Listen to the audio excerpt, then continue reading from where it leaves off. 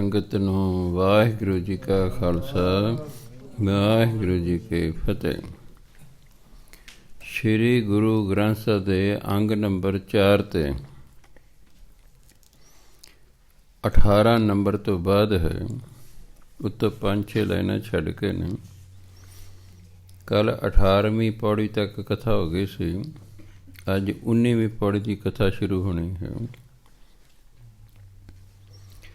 ਅਸੰਖ ਨਾਮ ਅਸੰਖ ਥਾਮ, ਅਗੰਮ ਅਗੰਮ ਅਸੰਖ ਲੋ, ਅਸੰਖ ਕਹੈਂ ਸਿਰ ਭਾਰ ਹੋਏ, ਅਖਰੀ ਰਰਨ ਬਿਹਾਰੀ ਬਿੰਦੇ, ਅਖਰੀ ਨਾਮ ਅਖਰੀ ਸਾਲਾ, ਅਖਰੀ ਗਿਆਨ ਗੀਤ ਗੁਣ ਗਾ, ਅਖਰੀ ਲਿਖਣ ਬੋਲਣ ਬਾਣ,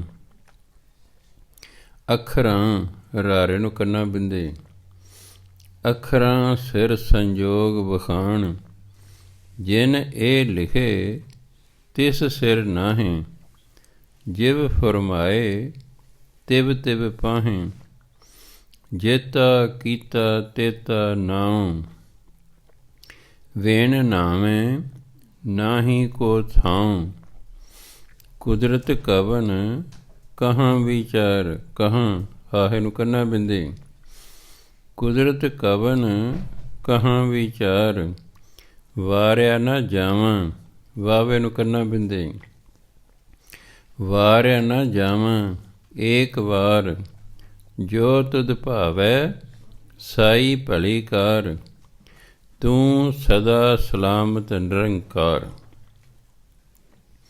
ਜਿਹੜਾ ਤੂੰ ਸ਼ਬਦ ਹੈ,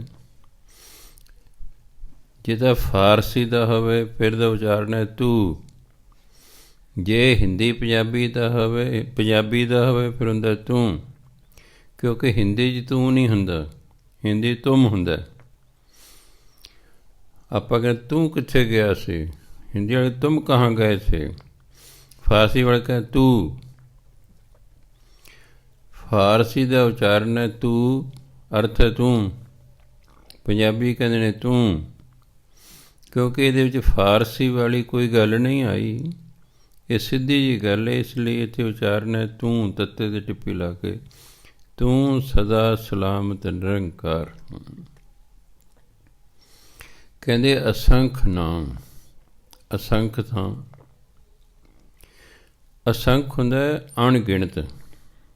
ਕੱਲ੍ਹ ਮੈਂ ਕਿਹਾ ਸੀ ਸੰਖ ਤੱਕ ਗਿਣਤੀ ਹੁੰਦੀ ਹੈ। ਸੰਸਾਰ ਦੀ ਸਾਰੀ ਗਿਣਤੀ ਏਕੇ ਨੂੰ 18 ਸਿਫਰਾਂ ਤੱਕ ਹੁੰਦੀ ਹੈ। ਜਦੋਂ ਛੋਟਿਆਂ ਹੋਇਆਂ ਪੜ੍ਹਦੇ ਸੀ,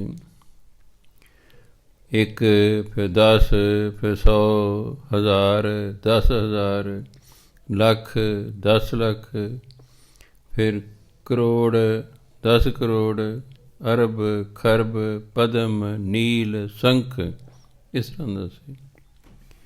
ਜਦੋਂ ਏਕੇ ਨੂੰ 18 ਸਿਫਰਾਂ ਲਾ ਦਿਓ ਉਹਨੂੰ ਕਹਿੰਦੇ ਨੇ ਸੰਖ। ਇੱਥੇ ਜਾ ਕੇ ਸਾਰੇ ਸੰਸਾਰ ਦੀ ਗਿਣਤੀ ਖਤਮ ਹੋ ਜਾਂਦੀ ਹੈ। ਜਿਹੜੇ ਅੰਗਰੇਜ਼ ਨੇ ਉਹਨਾਂ ਦੀ ਵੀ ਗਿਣਤੀ 18 ਸਿਫਰਾਂ ਤੱਕ ਹੀ ਹੈ।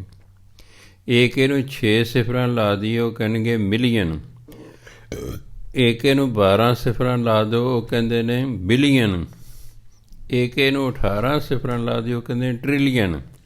ਇੱਥੋਂ ਤੱਕ ਹੀ ਗਿਣਤੀ ਹੈ। ਉਦੋਂ ਅੱਗੇ ਫਿਰ ਕਹਿੰਦੇ ਅਸੰਖ, ਸੰਖ ਤੱਕ ਗਿਣਤੀ ਹੈ। ਅਸੰਖ ਭਾਵ ਅਣਗਿਣਤ, ਜਿਹਦੀ ਗਿਣਤੀ ਹੀ ਨਾ ਹੋ ਸਕੇ। ਫਾਰਸੀ ਵਾਲੇ ਕਹਿੰਦੇ ਨੇ ਬੇਸ਼ੁਮਾਰ, ਆਪਾਂ ਹਿੰਦੀ ਪੰਜਾਬੀ ਵਾਲੇ ਕਹਿੰਦੇ ਹਾਂ ਅਣਗਿਣਤ। ਫਾਰਸੀ ਕਹਿੰਦੇ ਨੇ ਬੇਸ਼ੁਮਾਰ, ਬੇ ਮੈਨੇ ਬਿਨਾਂ, ਸ਼ੁਮਾਰ ਮੈਨੇ ਗਿਣਤੀ, ਜਿਸ ਦੀ ਗਿਣਤੀ ਹੀ ਨਾ ਹੋ ਸਕੇ ਉਹਨੂੰ ਫਾਰਸੀ ਕਹਿੰਦੇ ਬੇਸ਼ੁਮਾਰ। ਪਹਿਲਾਂ ਕਿਹਾ ਕਰਦੇ ਉੱਥੇ ਬੇਸ਼ੁਮਾਰ ਲੋਕ ਨੇ। ਹੌਲੀ ਹੌਲੀ ਹਿੰਦੁਸਤਾਨ ਪਾਕਿਸਤਾਨ ਬਣਨ ਕਰ ਸਾਡੇ 'ਤੇ ਫਾਰਸੀ ਦਾ ਪ੍ਰਭਾਵ ਘਟ ਗਿਆ। ਇੱਥੇ ਜਿਹੜਾ ਹਿੰਦੀ ਦਾ ਸਾਡੇ 'ਤੇ ਜ਼ਿਆਦਾ ਪ੍ਰਭਾਵ ਹੋ ਗਿਆ। ਪਹਿਲਾਂ ਪੰਜਾਬੀ ਦੇ ਵਿੱਚ ਫਾਰਸੀ ਦੇ ਬਹੁਤੇ ਸ਼ਬਦ ਹੁੰਦੇ ਸਨ, ਅੱਜ ਦੀ ਪੰਜਾਬੀ 'ਚ ਹਿੰਦੀ ਦੇ ਬਹੁਤੇ ਸ਼ਬਦ ਆ ਗਏ ਨੇ। ਕਿ ਜਿਹੋ ਜਿਹੇ ਇਲਾਕੇ 'ਚ ਰਹੀਏ ਉਹਨਾਂ ਦਾ ਫਿਰ ਅਸਰ ਤਾਂ ਇੱਕ ਦੂਜੇ ਦੇ ਹੁੰਦਾ ਹੀ ਹੁੰਦਾ ਹੈ। ਅਸੰਖ ਨਾਮ, ਪਰਮਾਤਮਾ ਦੀ ਸ੍ਰਿਸ਼ਟੀ ਵਿੱਚ ਅਸੰਖ ਨਾਮ ਅਸੰਖ ਥਾਂ, ਬੇਅੰਤ ਥਾਵਾਂ ਨੇ ਅਤੇ ਬੇਅੰਤ ਹੀ ਉਹਨਾਂ ਦੇ ਨਾਂ ਨੇ। ਕਿਉਂਕਿ ਜਦੋਂ ਵੀ ਕੋਈ ਚੀਜ਼ ਬਣਦੀ ਹੈ ਉਹਦਾ ਨਾਮ ਜ਼ਰੂਰ ਰੱਖਿਆ ਜਾਂਦਾ ਹੈ। ਹਰ ਇੱਕ ਚੀਜ਼ ਦਾ ਨਾਮ ਹੈ, ਭਾਵੇਂ ਆਪਾਂ ਨੂੰ ਕਈ ਚੀਜ਼ਾਂ ਦੇ ਨਾਮਾਂ ਦਾ ਨਹੀਂ ਪਤਾ। ਕਈ ਐਸੇ ਜੜੀਆਂ ਬੂਟੀਆਂ ਨੇ ਆਮ ਲੋਕਾਂ ਨੂੰ ਨਾਵਾਂ ਦਾ ਨਹੀਂ ਪਤਾ, ਪਰ ਜਿਹੜੇ ਵੈਦ ਨੇ ਉਹਨਾਂ ਨੂੰ ਉਹਨਾਂ ਦਾ ਪਤਾ ਹੁੰਦਾ ਹੈ। ਪਰਮਾਤਮਾ ਦੇ ਸੰਸਾਰ 'ਚ ਬੇਅੰਤ ਥਾਵਾਂ ਨੇ, ਬੇਅੰਤ ਨਾਮ ਨੇ। ਅਗੰਮ ਅਗੰਮ ਅਸੰਖ ਲੋਹ ਦੀਆਂ ਧਰਤੀਆਂ। ਇੱਕ ਸ਼ਬਦ ਹੈ ਲੋਏ, ਲੱਲੇ ਨੂੰ ਹੋੜਾ ਈੜੀ ਨੂੰ ਸਿਹਾਰੀ ਲੋਏ, ਉਹ ਇੱਕ ਵਚਨ ਹੈ, ਇੱਕ ਧਰਤੀ। ਲੋਏ ਦਾ ਫਿਰ ਬਹੁ ਵਚਨ ਹੈ ਲੋ, ਬਹੁਤੀਆਂ ਧਰਤੀਆਂ। ਅਗੰਮ ਅਗੰਮ ਅਸੰਖ ਲੋ, ਅਣਗਿਣਤ ਧਰਤੀਆਂ ਨੇ। ਅਗੰਮ ਸੰਸਕ੍ਰਿਤ ਦਾ ਸ਼ਬਦ ਹੈ। ਗੰਮ ਹੁੰਦਾ ਪਹੁੰਚਣਾ, ਅਗੰਮ ਜਿਹਦੇ ਤੱਕ ਪਹੁੰਚਿਆ ਨਾ ਜਾ ਸਕੇ ਜਾਂ ਜਿਹਦੇ ਤੱਕ ਪਹੁੰਚਣਾ ਬੜਾ ਕਠਿਨ ਹੋਵੇ, ਇਹਨੂੰ ਅਗਮ ਨਹੀਂ ਪੜ੍ਹਨਾ। ਕਈਆਂ ਨੇ ਆਪਣੇ ਬੱਚੇ ਨਾਂ ਰੱਖਿਆ ਅਗਮ ਸਿੰਘ, ਅਗਮਜੀਤ ਸਿੰਘ। ਮੈਂ ਕਿਹਾ ਨਹੀਂ, ਅਗਮ ਨਹੀਂ ਹੁੰਦਾ। 99% ਪਾਠੀ ਅਤੇ ਕੀਰਤਨੀਏ ਵੀ ਅਗੰਮ ਨੂੰ ਅਗਮ ਹੀ ਬੋਲਦੇ ਨੇ।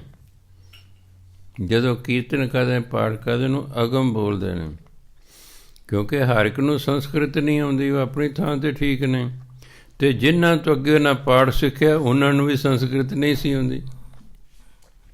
ਉਹਨਾਂ ਨੇ ਕਹਿਤਾ ਅਗਮ, ਸਿੱਖਣ ਵਾਲੇ ਨੇ ਅਗਮ ਕਹਿਤਾ। ਸਿੱਖਣ ਵਾਲੇ ਦਾ ਕੋਈ ਕਸੂਰ ਨਹੀਂ। ਮੈਂ ਮੰਨ ਲਓ ਪਾਠ ਸਿਖਾਉਣਾ ਅਤੇ ਮੈਂ ਆਪਣੇ ਵਿਦਿਆਰਥੀ ਨੂੰ ਕਹਿਣਾ ਅਗਮ, ਉਹਨਾਂ ਨੇ ਅਗਮ ਹੀ ਕਹਿਣਾ ਇਸ ਨੂੰ। ਕਿਉਂਕਿ ਗੁਰਬਾਣੀ ਜਿਹੜੀ ਹੈ ਇਹ ਸਿੱਖਣੀ ਸਿਖਾਉਣੀ ਕੋਈ ਸੌਖਾ ਕੰਮ ਨਹੀਂ ਹੈਗਾ। ਗੁਰਬਾਣੀ ਨੂੰ ਅਸਲ ਵਿੱਚ ਉਹੀ ਚੱਜ ਨਾਲ ਸਿੱਖ ਸਕਦਾ ਹੈ ਜਿਹਨੂੰ ਪੰਜਾਬੀ 1, ਹਿੰਦੀ 2, ਸੰਸਕ੍ਰਿਤ 3, ਫਾਰਸੀ 4, ਘੱਟ ਤੋਂ ਘੱਟ 4 ਜ਼ੁਬਾਨਾਂ ਦਾ ਗਿਆਨ ਹੋਵੇ।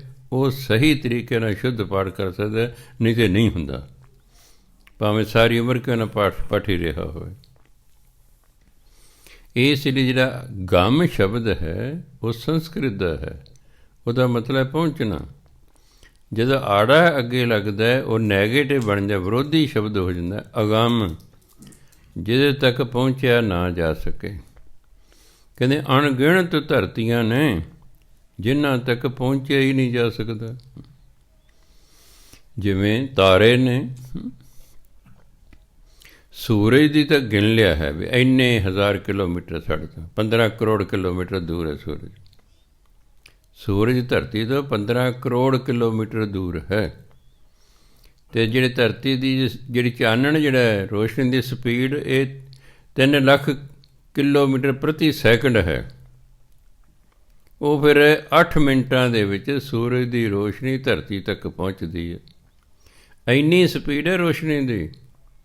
ਮੀਲਾਂ 'ਚ ਹੁੰਦੀ ਸੀ 1,85,000 ਮੀਲ, ਕਿਲੋਮੀਟਰਾਂ 'ਚ ਹੁੰਦੀ ਹੈ 3 ਲੱਖ ਕਿਲੋਮੀਟਰ। 1 ਸਕਿੰਟ ਦੇ ਵਿੱਚ ਜਿਹੜੀ ਹੈ ਚਾਹੇ ਰੋਸ਼ਨੀ 3 ਲੱਖ ਕਿਲੋਮੀਟਰ ਚੱਲਦੀ ਹੈ, ਤਾਂ ਵੀ 8 ਮਿੰਟਾਂ ਦੇ ਵਿੱਚ ਜਾ ਕੇ ਜਿਹੜੀ ਰੋਸ਼ਨੀ ਕਿਤੇ ਧਰਤੀ 'ਤੇ ਪਹੁੰਚਦੀ ਹੈ। ਸੂਰਜ ਦਾ ਤਾਂ ਪਤਾ ਕਰ ਲਿਆ, ਪਰ ਤਾਰੇ ਪਤਾ ਹੀ ਨਹੀਂ ਕਿੱਥੋਂ ਤੱਕ ਨੇ, ਕੋਈ ਹਿਸਾਬ ਕਿਤਾਬ ਵੀ ਕੋਈ ਨਹੀਂ ਹੈਗਾ। ਸਾਇੰਸ ਕਹਿੰਦੇ ਕਈ ਤਾਰੇ ਐਸੇ ਨੇ ਜਿਹਦੀ ਰੋਸ਼ਨੀ ਅੱਜ ਤੱਕ ਨਹੀਂ ਧਰਤੀ 'ਤੇ ਪਹੁੰਚੀ। ਪਤਾ ਨਹੀਂ ਕਦੋਂ ਕਦੇ ਉੱਥੋਂ ਰੋਸ਼ਨੀ ਚੱਲੀ ਹੋਈ ਹੈ, ਇੰਨੀ ਦੂਰ ਨੇ। ਤਾਂ ਕਹਿੰਦੇ ਨੇ ਅਗੰਮ ਅਗੰਮ ਅਸੰਖ ਲੋ, ਅਣਗਿਣਤ ਧਰਤੀਆਂ ਨੇ। ਅਸੰਖ ਲੋ, ਅਣਗਿਣਤ ਧਰਤੀਆਂ ਨੇ ਜਿਨ੍ਹਾਂ ਤੱਕ ਪਹੁੰਚਣਾ ਹੀ ਮੁਸ਼ਕਿਲ ਹੈ। ਅਸੰਖ ਕਹੇਂ ਸਿਰ ਭਾਰ ਹੋਏ। ਜੇ ਕਹਿੰਦੇ ਅਸੰਖ ਵੀ ਅਸੀਂ ਕਹਿੰਦੇ ਤਾਂ ਵੀ ਸਾਡੇ 'ਤੇ ਸਿਰ 'ਤੇ ਭਾਰ ਹੈ। ਭਾਵ ਅਸੰਖ ਸ਼ਬਦ ਵੀ ਇਹਦੇ ਲਈ ਠੀਕ ਨਹੀਂ ਹੈ। ਭਾਵ ਤਾਂ ਇੰਨੀਆਂ ਨੇ, ਇੰਨੇ ਥਾਵਾਂ ਨੇ, ਇੰਨੇ ਨਾਮ ਨੇ ਕਿ ਉਹਨਾਂ ਲਈ ਅਸੰਖ ਕਹਿਣਾ ਵੀ ਠੀਕ ਨਹੀਂ। ਇਹ ਵੀ ਐਂ ਕਹੋ ਵੀ ਅਸੰਖ ਕਹਿਣਾ ਵੀ ਸਿਰ 'ਤੇ ਭਾਰ ਚੜ੍ਹਦਾ ਹੈ। ਅੱਖਰੀ ਨਾਮ ਅੱਖਰੀ ਸਾਲਾ, ਕਹਿੰਦੇ ਅੱਖਰਾਂ ਰਾਹੀਂ ਹੀ ਨਾਮ ਜਪਿਆ ਜਾਂਦਾ ਹੈ। ਹੁਣ ਆਪਾਂ ਨਾਮ ਜਪਣਾ, ਵਾਹਿਗੁਰੂ ਕਹਿਣਾ, 4 ਅੱਖਰਾਂ ਦੀ ਲੋੜ ਹੈ। ਰਾਮ ਕਹਿਣਾ, 2 ਅੱਖਰਾਂ ਦੀ ਲੋੜ ਹੈ। ਅੱਖਰਾਂ ਅੱਖਰੀ, ਰਾਰਣ ਬਿਹਾਰੀ ਬਿੰਦੀ, ਅੱਖਰੀ ਹੁੰਦੇ ਅੱਖਰਾਂ ਰਾਹੀਂ, ਅੱਖਰਾਂ ਨਾਲ, ਅੱਖਰਾਂ ਦੇ ਨਾਲ ਨਾਮ ਜਪਿਆ ਜਾਂਦਾ ਹੈ। ਅੱਖਰਾਂ ਦੇ ਨਾਲ ਹੀ ਪਰਮਾਤਮਾ ਦੀ ਸਿਫਤ ਸਲਾਹ ਕੀਤੀ ਜਾਂਦੀ ਹੈ। ਅੱਖਰੀ ਸਾਲਾ, ਖਿਆਲ ਰੱਖਣਾ, ਅੱਖਰੀ ਸਲਾਹ ਐ ਨਹੀਂ ਕਹਿਣਾ। ਭਾਵੇਂ ਸਾਲਾ ਅਤੇ ਸਲਾਹ ਵਿੱਚ ਕੋਈ ਅੰਤਰ ਨਹੀਂ, ਮੀਨਿੰਗ ਇੱਕੋ ਹੈ, ਪਰ ਇੱਥੇ ਸੱਸੇ ਨੂੰ ਕੰਨਾਂ ਲਾਇਆ ਹੋਇਆ, ਕੰਨਾਂ ਲਾ ਕੇ ਹੀ ਬੋਲਣਾ। ਅੱਖਰੀ ਸਾਲਾ, ਪਰਮਾਤਮਾ ਦੀ ਸਿਫਤ ਸਲਾਹ ਵੀ ਅੱਖਰਾਂ ਨਾਲ ਹੀ ਕੀਤੀ ਜਾਂਦੀ ਹੈ। ਅੱਖਰੀ ਗਿਆਨ ਗੀਤ ਗੁਣ ਗਾ, ਅੱਖਰਾਂ ਰਾਹੀਂ ਹੀ ਗਿਆਨ ਹਾਸਲ ਕੀਤਾ ਜਾਂਦਾ ਹੈ। ਅੱਖਰਾਂ ਦੇ ਨਾਲ ਹੀ ਪਰਮਾਤਮਾ ਦੇ ਗੀਤ, ਪਰਮਾਤਮਾ ਦੇ ਗੁਣ ਗਾ ਹੁੰਦਾ, ਗਾਏ ਜਾਂਦੇ ਹਨ। ਪਰਮਾਤਮਾ ਦੇ ਅਸੀਂ ਵਡਿਆਈ 'ਚ ਗੀਤ ਗਾਉਣੇ ਨੇ, ਉਹਦੇ ਗੁਣ ਗਾਉਣੇ ਨੇ, ਗਿਆਨ ਹਾਸਲ ਕਰਨਾ, ਉਹ 'ਤੇ ਅੱਖਰਾਂ ਦੀ ਲੋੜ ਹੈ। ਗਾ ਮੈਨੇ ਗਾਉਣਾ, ਗਾ ਮੈਨੇ ਜਾਣਨਾ ਵੀ ਹੁੰਦਾ ਹੈ, ਪਰ ਇਹ 'ਤੇ ਗਾਉਣ ਤੋਂ ਭਾਵ ਹੈ। ਅੱਖਰੀ ਲਿਖਣ ਬੋਲਣ ਬਾਉਣ, ਅੱਖਰਾਂ ਰਾਹੀਂ ਲਿਖਿਆ ਜਾਂਦਾ ਹੈ। ਅਤੇ ਜਿਹੜੀ ਆਪਾਂ ਬਾਣੀ ਬੋਲਦੇ ਹਾਂ, ਬਚਨ ਬੋਲਦੇ ਹਾਂ, ਉਹਦੇ ਵੀ ਅੱਖਰਾਂ ਦੀ ਵਰਤੋਂ ਕੀਤੀ ਜਾਂਦੀ ਹੈ। ਆਪਾਂ ਜਦੋਂ ਵੀ ਕੁਛ ਬੋਲਦੇ ਹਾਂ, ਅੱਖਰਾਂ ਦੀ ਲੋੜ ਪੈਂਦੀ ਹੈ। ਤਾਂ ਕਹਿੰਦੇ ਇਹਨੂੰ ਤਾਂ ਜੀ ਅੱਖਰੀ ਗਿਆਨ ਨਹੀਂ ਹੈਗਾ, ਭਾਵ ਜੋ ਅੱਖਰਾਂ ਨੂੰ ਲਿਖਿਆ ਹੋਇਆ ਉਹ ਵੀ ਨਹੀਂ ਗਿਆਨ ਨਾ ਹੈ। ਅੱਖਰੀ ਲਿਖਣ ਬੋਲਣ ਬਾਣ, ਅੱਖਰਾਂ ਦੇ ਨਾਲ ਹੀ ਲਿਖਿਆ ਜਾਂਦਾ ਹੈ, ਅੱਖਰਾਂ ਦੇ ਨਾਲ ਹੀ ਬਾਣੀ ਬੋਲੀ ਜਾਂਦੀ ਹੈ।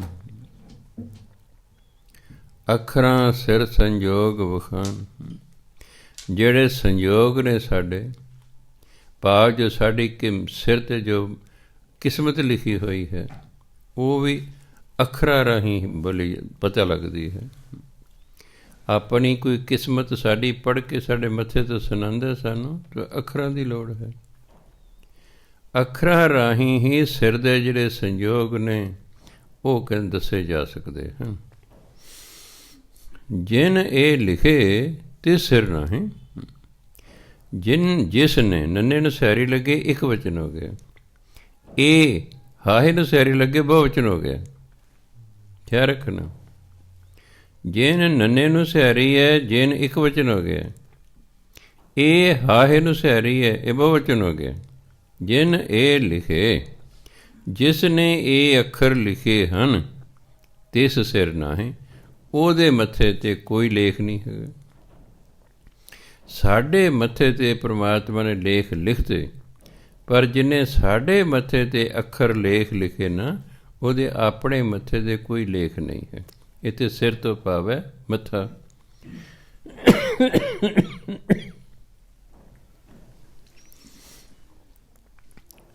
ਸੋ ਅਸੀਂ ਕਰਮਾਂ ਦੇ ਅਧੀਨ ਹਾਂ, ਤਾਂ ਹੀ ਸਾਡੇ ਕਰਮ ਲਿਖੇ ਜਾਂਦੇ ਨੇ। ਅਸੀਂ ਕਰਮ ਕੀਤੇ, ਉਹ ਸਾਡੀ ਕਿਸਮਤ ਬਣ ਗਈ। ਕਿਸਮਤ ਫਿਰ ਸਾਡੀ ਲਿਖੀ ਜਾਂਦੀ, ਤਾਂ ਕਿ ਲਿਖੇ ਜੋ ਲੇਖ ਮੱਥੇ ਦੇ ਮਿਟਾਇਆ ਨਹੀਂ ਮਿਟਦੇ।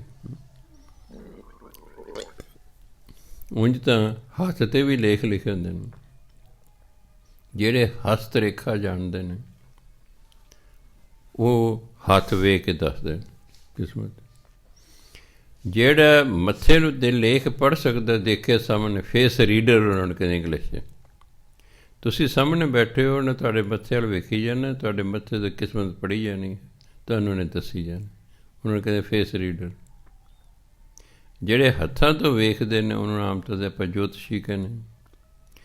ਹੁਣ ਜਿਹੜੇ ਜੋਤਿਸ਼ ਵਿੱਦਿਆ ਹੈ, ਇਹ ਬਹੁਤ ਹੀ ਜਨਮ ਮਿਤੀ 'ਤੇ ਹੋ ਗਈ ਹੈ, ਵੀ ਤੁਹਾਨੂੰ ਆਪਣੀ ਜਨਮ ਮਿਤੀ, ਕਿਹੜੀ ਤਰੀਕ ਤੁਸੀਂ ਪੈਦਾ ਹੋਏ, ਕਿੰਨੇ ਵਜੇ ਹੋਏ, ਕਿਉਂਕਿ ਇੱਕ ਦਿਨ 'ਚ ਕਰੋੜਾਂ ਹੀ ਲੋਕ ਪੈਦਾ ਹੁੰਦੇ ਨੇ।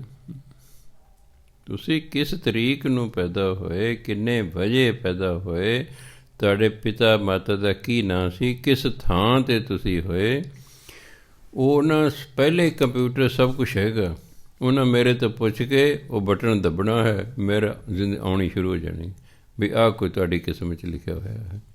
ਹੁਣ ਕੰਮ ਸੌਖਾ ਹੋ ਗਿਆ ਜੋਤਸ਼ੀਆਂ ਦਾ। ਹੁਣ ਜੋਤਸ਼ੀਆਂ ਦਾ ਪਹਿਲਾਂ ਨਾਲੋਂ ਕੰਮ ਸੌਖਾ ਹੋ ਗਿਆ। ਹੁਣ ਕੋਈ ਹੱਥ ਉੱਤੇ ਨਹੀਂ ਵੇਖਦਾ, ਮੈਂ ਜਾ ਕੇ ਦੱਸਿਆ ਆ। ਜਿਵੇਂ ਹੁਣ ਆਪ ਜਿਹੜੇ ਪੁਰਾਣੇ ਬੰਦੇ ਨੇ ਮੇਰੇ ਵਰਗੇ, ਐਕਚੁਅਲੀ ਡੇਟ ਆਫ ਬਰਥ ਕਿਸੇ ਨੂੰ ਨਹੀਂ ਪਤਾ। ਮਾਂ ਪਿਓ ਅਨਪੜ੍ਹ ਹੁੰਦੇ ਸਨ, 7-7 8-8 ਜਵਾਕ ਹੋਣੇ, ਕਿਹੜਾ ਉਦੋਂ ਪਤਾ ਵੀ ਕਦੋਂ ਜੰਮਿਆ ਕਦੋਂ ਨਹੀਂ। ਸਕੂਲੇ ਦਾਖਲ ਕਰਾਉਣ ਗਏ ਅਤੇ ਬਸ ਇਹ ਕਹਿੰਦੇ ਹੱਲਿਆਂ ਗੁੱਲਿਆਂ ਤੋਂ ਇੰਨੇ ਕੁ ਸਾਲ ਪਹਿਲਾਂ ਹੋਇਆ ਸੀ।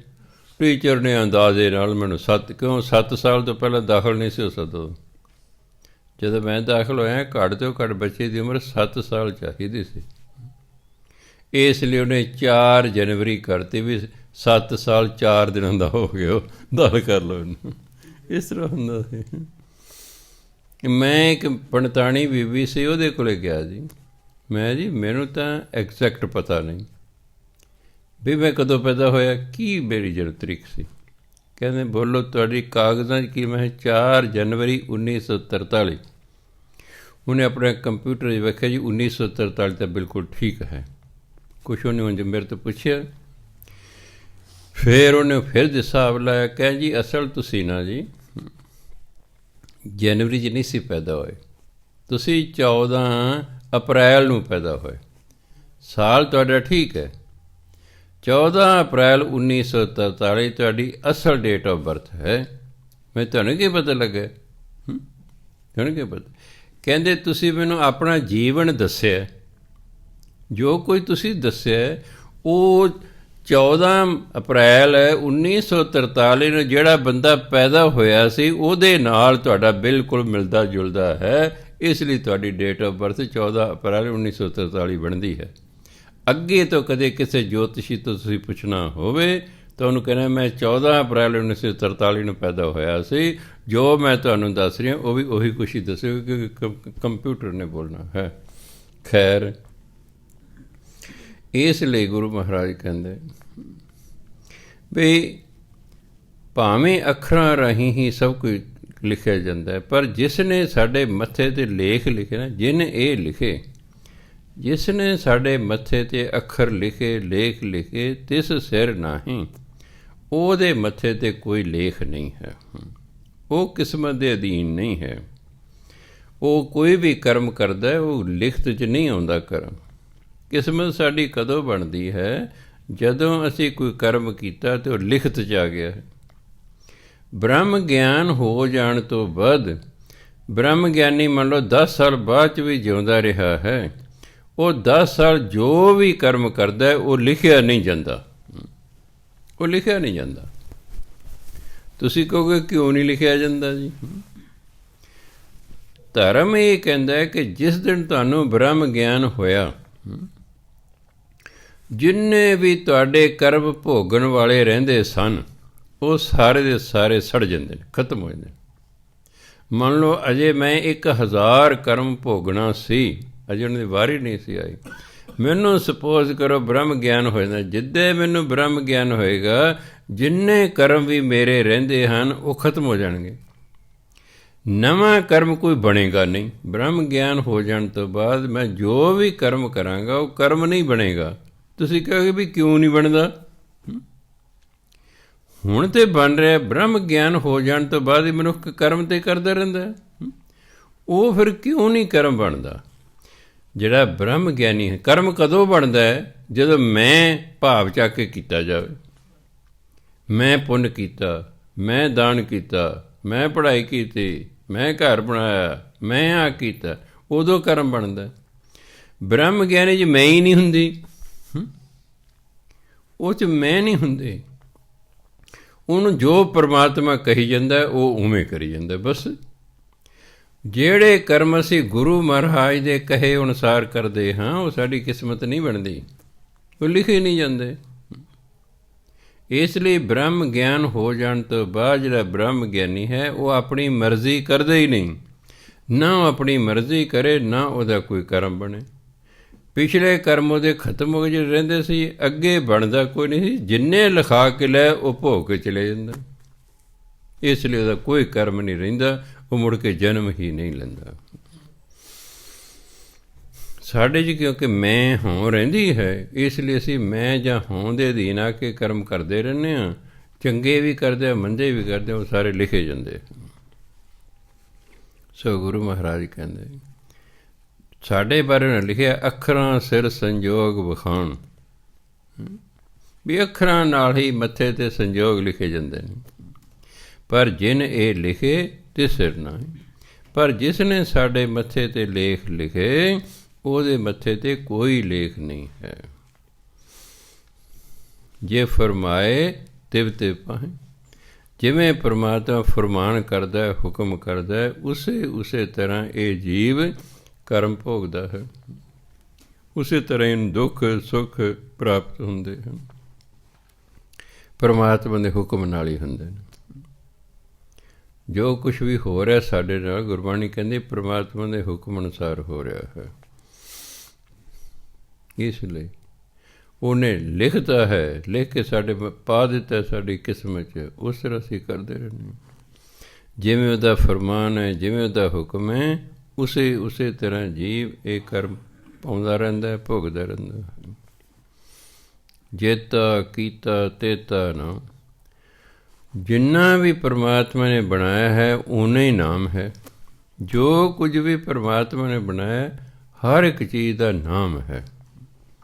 ਵਿਨ ਨਾਮੈ ਨਾਹੀ ਕੋ ਥਾਂ, ਨਾਮ ਤੋਂ ਬਿਨਾਂ ਕੋਈ ਥਾਂ ਹੀ ਨਹੀਂ ਹੈ। ਨਾਮ ਤੋਂ ਬਿਨਾਂ ਕੋਈ ਥਾਂ ਨਹੀਂ ਹੈ। ਹਰ ਇੱਕ ਚੀਜ਼, ਹਰ ਇੱਕ ਥਾਂ ਦਾ ਨਾਂ ਹੈ। ਕੋਈ ਵੀ ਥਾਂ ਉਹਦਾ ਨਾਂ ਹੈ।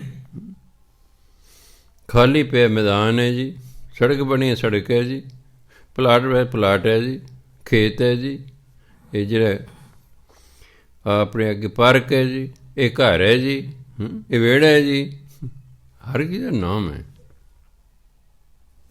ਨਾਮ ਤੋਂ ਬਿਨਾਂ ਕੋਈ ਥਾਂ ਨਹੀਂ ਹੈ। ਦੂਸਰੇ ਦਾ ਅਰਥ ਹੈ ਕਿ ਜੋ ਕੁਝ ਵੀ ਪਰਮਾਤਮਾ ਨੇ ਬਣਾਇਆ, ਸਾਰਿਆਂ ਦੇ ਵਿੱਚ ਉਹ ਆਪ ਬਿਰਾਜਮਾਨ ਹੈ। ਦੂਜਾ ਅਰਥ ਦਾ ਇਹ ਹੈ, ਪਰ ਅਜੇ ਕਿਉਂਕਿ ਨਾਮਾਂ ਦੇ ਚੱਲ ਰਿਹਾ ਹੈ, ਇਸ ਲਈ ਸਿੱਧਾ ਅਰਥ ਹੈ ਵਿਨ ਨਾਮੈ ਨਾਹੀ ਕੋ ਥਾਂ, ਨਾਮ ਤੋਂ ਬਿਨਾਂ ਕੋਈ ਥਾਂ ਨਹੀਂ ਹੈ। ਹਰ ਇੱਕ ਥਾਂ ਦਾ ਨਾਮ ਹੈ। ਕੁਦਰਤ ਕਵਣ ਕਹਾਂ ਵਿਚਾਰ, ਕੁਦਰਤ ਦੀ ਸ਼ਕਤੀ। ਮੇਰੀ ਕਿਹੜੀ ਸ਼ਕਤੀ ਹੈ ਕਿ ਮੈਂ ਪਰਮਾਤਮਾ ਬਾਰੇ ਕੋਈ ਵਿਚਾਰ ਪ੍ਰਗਟ ਕਰ ਸਕਾਂ? ਮੇਰੀ ਕੋਈ ਸ਼ਕਤੀ ਨਹੀਂ, ਮੇਰੀ ਕੋਈ ਸਮਰੱਥਾ ਨਹੀਂ ਕਿ ਮੈਂ ਪਰਮਾਤਮਾ ਬਾਰੇ ਕੋਈ ਵਿਚਾਰ ਪ੍ਰਗਟ ਕਰ ਸਕਾਂ, ਕਿਉਂਕਿ ਉਹ ਤਾਂ ਬੇਅੰਤ ਹੈ ਅਤੇ ਮੇਰੇ ਵਿਚਾਰ ਸੀਮਤ ਨੇ। ਆਪਾਂ ਪਰਮਾਤਮਾ ਜੀ ਵਡਿਆਈ ਵੀ ਕਰਦੇ, ਉਹਦੀ ਟੋਟਲ ਵਡਿਆਈ ਨਹੀਂ ਕਰ ਸਕਦੇ, ਕਿਉਂਕਿ ਅਸੀਂ ਟੋਟਲ ਨੂੰ ਜਾਣਦੇ ਹੀ ਨਹੀਂ, ਅਸੀਂ ਉਸ ਨੂੰ ਜਾਣਦੇ ਨਹੀਂ। ਜਿੰਨੀ ਕੁ ਪਰਮਾਤਮਾ ਨੇ ਸਾਨੂੰ ਸੋਝੀ ਦਿੱਤੀ ਹੈ, ਉਨੀ ਕੁ ਅਸੀਂ ਪਰਮਾਤਮਾ ਬਾਰੇ ਗੱਲ ਕਰਦੇ ਹਾਂ। ਆਹੀ ਪੁੱਛਿਆ ਸੀ ਨਾ ਗੁਰੂ ਮਹਾਰਾਜ ਤੋਂ ਪੀਰ ਦਸਤਗੀਰ ਨੇ ਬਗਦਾਦ ਦੇ ਵਿੱਚ, ਕਿ ਤੁਸੀਂ ਕਹਿੰਦੇ ਲੱਖਾਂ ਹੀ ਆਕਾਸ਼ ਨੇ, ਲੱਖਾਂ ਹੀ ਪਤਾਲ ਨੇ। ਸਾਡੇ ਮੁਹੰਮਦ ਸਾਹਿਬ ਕਹਿੰਦੇ 7 ਆਕਾਸ਼ ਨੇ, 7 ਪਤਾਲ ਨੇ। ਦੋਨਾਂ 'ਚ ਕੌਣ ਠੀਕ ਹੈ? ਇੱਕ ਤਾਂ ਗਲਤ ਹੈ ਨਾ, ਜਾਂ 7 ਵਾਲਾ ਗਲਤ ਹੈ, ਜਾਂ ਲੱਖਾਂ ਵਾਲਾ ਗਲਤ ਹੈ। ਗੁਰੂ ਮਹਾਰਾਜ ਕਹਿੰਦੇ ਪੀਰ ਜੀ ਸੁਣੋ, ਅੱਲਾ ਨੇ ਉਹਨਾਂ ਨੂੰ 7 ਆਕਾਸ਼ ਅਤੇ 7 ਪਤਾਲ ਵਿਖਾਏ, ਉਹਨਾਂ 7 ਆਕਾਸ਼ ਅਤੇ 7 ਪਤਾਲ ਕਹਤੇ। ਸਾਨੂੰ ਅੱਲਾ ਨੇ ਲੱਖਾਂ ਹੀ ਆਕਾਸ਼ ਲੱਖਾਂ ਹੀ ਪਤਾਲ ਵਿਖਾਏ ਨੇ, ਅਸੀਂ ਲੱਖਾਂ ਹੀ ਆਕਾਸ਼ ਲੱਖਾਂ ਹੀ ਪਤਾਲ ਕਹਤੇ। ਹੁਣ ਇਸ ਗੱਲ 'ਤੇ ਵਿਸ਼ਵਾਸ ਨਹੀਂ ਆਇਆ। ਕਹਿ ਜੀ ਮੈਨੂੰ ਕਿਵੇਂ ਵਿਸ਼ਵਾਸ ਆਵੇ? ਹੈ ਵੀ ਠੀਕ। ਗੁਰੂ ਮਹਾਰਾਜ ਲੱਖਾਂ ਆਕਾਸ਼ ਲੱਖ, ਮੈਂ ਕਹਿੰਦਾ ਕਰੋੜਾਂ ਆਕਾਸ਼ ਕਰੋੜਾਂ ਪਤਾਲ, ਸਪੋਜ਼ ਕਰ ਮੈਂ ਕਹਿ ਦਿੰਦਾ। ਅਗਰ ਤੈਨੂੰ ਕੀ ਸਬੂਤ ਹੈ ਬਈ? ਉਹ ਕਹਿੰਦੇ ਵੀ ਇਹ ਕੀ ਸਬੂਤ ਹੈ ਵੀ ਲੱਖਾਂ ਆਕਾਸ਼ ਨੇ ਲੱਖਾਂ ਹੀ ਪਤਾਲ? ਗੱਲ ਉਹਦੀ ਵੀ ਠੀਕ ਹੈ। ਗੁਰੂ ਮਹਾਰਾਜ ਕੇ ਪੀਰ ਜੀ ਵਿਖਾ ਦਿੰਦੇ ਹਾਂ। ਉਹਨੇ ਸੋਚਿਆ ਵੇਖਣ ਤਾਂ ਬੜਾ ਟਾਈਮ ਲੱਗਾ, ਮੈਂ ਤਾਂ ਬੁੱਢਾ ਹੋ ਗਿਆ, ਆਹ ਮੇਰਾ ਮੁੰਡਾ ਨੌਜਵਾਨ ਹੈ। ਕਹਿੰਦੇ ਜੀ ਮੈਂ ਤਾਂ ਹੋ ਗਿਆ ਬੁੱਢਾ। ਉਹਨੇ ਸੋਚਿਆ ਪਤਾ ਨਹੀਂ ਕਿੰਨੇ ਕੁ ਸਾਲ ਲੱਗਣਗੇ, ਵੀ ਆ ਮੇਰੇ ਮੁੰਡੇ ਨੂੰ ਵਿਖਾ ਦਿਓ। ਕਹਿੰਦੇ ਚਲ ਕੋਈ ਨਹੀਂ, ਮੁੰਡੇ ਨੂੰ ਵਿਖਾ ਦਿੰਦੇ। ਮੁੰਡੇ ਨੂੰ ਕੋਲ ਸਾ ਕਹਿੰਦੇ ਬਹਿ ਜਾ, ਅੱਖਾਂ ਬੰਦ ਕਰ ਲੈ। ਉਹ ਸਿਰ 'ਤੇ ਹੱਥ ਰੱਖਿਆ, ਉਹਨੂੰ ਐਂ ਲੱਗਿਆ ਵੀ ਅਸੀਂ ਦੋਨੋਂ ਉੱਡ ਪਏ, ਕਦੇ ਕਿਸੇ ਧਰਤੀ 'ਤੇ, ਕਦੇ ਕਿਸੇ ਧਰਤੀ 'ਤੇ, ਕਦੇ ਕਿਸੇ ਅੱਖ ਦੀ ਫੋਰ 'ਚ 3-4 ਮਿੰਟਾਂ ਦੇ ਵਿੱਚ ਲੱਖਾਂ ਹੀ ਧਰਤੀਆਂ ਵਿਖਾਤੀਆਂ। ਉਹਨੂੰ ਐਂ ਲੱਗਾ ਬੱਚੇ ਨੂੰ ਵੀ ਕਈ ਸਾਲ ਹੋ ਗਏ ਵੇਖਦਿਆਂ ਹੋਇਆਂ। ਉਹ ਕਹਿੰਦੇ ਵੀ ਬਹੁਤ ਸਮਾਂ ਹੋ ਗਿਆ ਆਪਾਂ ਨੂੰ ਵੇਖਦਿਆਂ, ਵਾਕਈ ਬਹੁਤ ਨੇ, ਚੱਲੋ ਹੁਣ ਵਾਪਸ ਚੱਲੀਏ। ਅਤੇ ਇੱਕ ਧਰਤੀ 'ਤੇ ਦੇਗ ਵਰਤਾਈ ਜਾ ਰਹੇ ਸੀ, ਅਤੇ ਭਾਈ ਗੁਰਦਾਸ ਜੀ ਲਿਖਦੇ ਨੇ ਉੱਥੋਂ ਗੁਰੂ ਨਾਨਕ ਇੱਕ ਕੌਲ ਦੇ ਵਿੱਚ ਦੇਗ ਪਾ ਲਈ, ਅਤੇ ਜਦੋਂ ਬਾਹਰ ਆਏ ਨਾ ਸੁਰਤ ਉਖੜੇ ਤਾਂ ਦੇਗ ਲੈ ਕੇ ਆਏ ਉੱਥੋਂ। ਫਿਰ ਉਹ ਬੜਾ ਹੈਰਾਨ ਹੈ ਜਦ ਬੱਚੇ ਨੇ ਅੱਖਾਂ ਖੋਲ੍ਹੀਆਂ। ਹੁਣ ਕਿ ਅੱਬਾ ਜਾਨ, ਪਿਤਾ ਜੀ ਵੀ ਅੱਬਾ ਜਾਨ ਤੁਸੀਂ ਇੰਨੇ ਸਾਲਾਂ ਦੀ ਇੱਥੇ ਬੈਠੇ ਹੋ। ਬੱਚੇ ਨੂੰ ਐਂ ਲੱਗਾ ਪਤਾ ਹੀ ਨਹੀਂ ਕਿੰਨਾ ਕੁ ਸਮਾਂ ਹੋ ਗਿਆ। ਉਹ ਕਹਿੰਦੇ ਨਹੀਂ ਇਹ ਤਾਂ 3-4 ਮਿੰਟ ਹੋਏ ਨੇ। ਕਹਿੰਦੇ ਅੱਬਾ ਜਾਨ ਪਤਾ ਹੀ ਨਹੀਂ ਕਿੰਨੀਆਂ ਕੁ ਧਰਤੀਆਂ ਨੇ। ਕਹਿੰਦੇ ਇੱਕ ਧਰਤੀ ਦੇਗ ਵਰਤਾਈ ਜਾ ਰਹੀ ਸੀ, ਅਸੀਂ ਨਮੂਨੇ ਵਜੋਂ ਲੈ ਆਏ, ਖਾਣੀ ਤਾਂ ਖਾ ਲਓ। ਇਸ ਲਈ ਜਿੰਨੀ ਪਰਮਾਤਮਾ ਕਿਸੇ ਨੂੰ ਸੋਝੀ ਬਖਸ਼ਦਾ ਉਨੀ ਉਸ ਬਾਰੇ ਗੱਲ ਕਰਦਾ ਹੈ। ਆਪਾਂ ਤਾਂ ਗੁਰੂਆਂ ਦੀ ਗੱਲ ਕਰ ਰਹੇ ਨਾ, ਆਪਾਂ ਨੂੰ ਆਪ 'ਤੇ ਕੋਈ ਸੋਝੀ ਨਹੀਂ ਨਾ। ਸਾਨੂੰ ਆਪਣੇ ਆਪ 'ਚ ਕੋਈ ਸੋਝੀ ਨਹੀਂ ਵੀ ਇਸ ਧਰਤੀ ਤੋਂ ਪਰਾਂ ਹੋਰ ਹੀ ਕੁਛ ਹੈ। ਹਾਂ ਇਹਨਾਂ ਠੀਕ ਆ, ਪਰਦੇਸ ਦੇ ਵਿੱਚ ਚੰਨ ਹੈ ਜੀ, ਆ ਤਾਰੇ ਨੇ ਜੀ। ਆਪਣੀ ਧਰਤੀ ਬਾਰੇ ਥੋੜ੍ਹਾ ਜਿਹਾ ਦਿਸ ਰਿਹਾ, ਸਾਰੀ ਤਾਂ ਆਪਣੀ ਵੀ ਨਹੀਂ ਦਿਸ ਰਹੀ ਸਾਨੂੰ, ਚੰਨ ਤਾਰੇ ਦਿਸ ਰਹੇ ਨੇ, ਪਰ ਆਪਾਂ ਨੂੰ ਇਹ ਨਹੀਂ ਪਤਾ ਹੋਰ ਕਿੰਨੀਆਂ ਕੁ ਧਰਤੀਆਂ ਨੇ, ਕਿੰਨੇ ਕੁ ਆਕਾਸ਼ ਨੇ, ਕਿੰਨੇ ਕੁ ਪਤਾਲ ਨੇ। ਉਹ ਤਾਂ ਆਪਾਂ ਪੜ੍ਹਿਆ ਹੋਇਆ ਹੈ। ਆਹ ਸਾਡਾ ਆਪਣਾ ਗਿਆਨ ਨਹੀਂ, ਇਹ ਤਾਂ ਸਾਇੰਸਦਾਨਾਂ ਦਾ ਗਿਆਨ ਹੈ, ਗੁਰੂਆਂ ਦਾ ਗਿਆਨ ਹੈ ਸਾਡੇ ਕੋਲ। ਇਸ ਲਈ ਕਹਿੰਦੇ ਕੁਦਰਤ ਕਵਨ ਕਹਾਂ ਵਿਚਾਰ, ਮੇਰੀ ਕੀ ਸ਼ਕਤੀ ਹੈ ਕਿ ਮੈਂ ਕੋਈ ਪਰਮਾਤਮਾ ਬਾਰੇ ਵਿਚਾਰ ਜਾਂ ਉਹਦੀ ਕੁਦਰਤ ਬਾਰੇ ਵਿਚਾਰ ਕੋਈ ਪ੍ਰਗਟ ਕਰ ਸਕਾਂ। ਵਾਰਿਆ ਨਾ ਜਾਵਾਂ ਇੱਕ ਵਾਰ। ਕਹਿੰਦੇ ਮੇਰੇ 'ਤੇ ਇੰਨੀ ਵੀ ਯੋਗਤਾ ਨਹੀਂ ਕਿ ਮੈਂ ਪਰਮਾਤਮਾ ਤੋਂ ਇੱਕ ਵਾਰ ਵੀ ਕੁਰਬਾਨ ਹੋ ਸਕਾਂ। ਜੋ ਤੁਧ ਭਾਵੈ ਸਾਈ ਭਲੀ ਕਰ।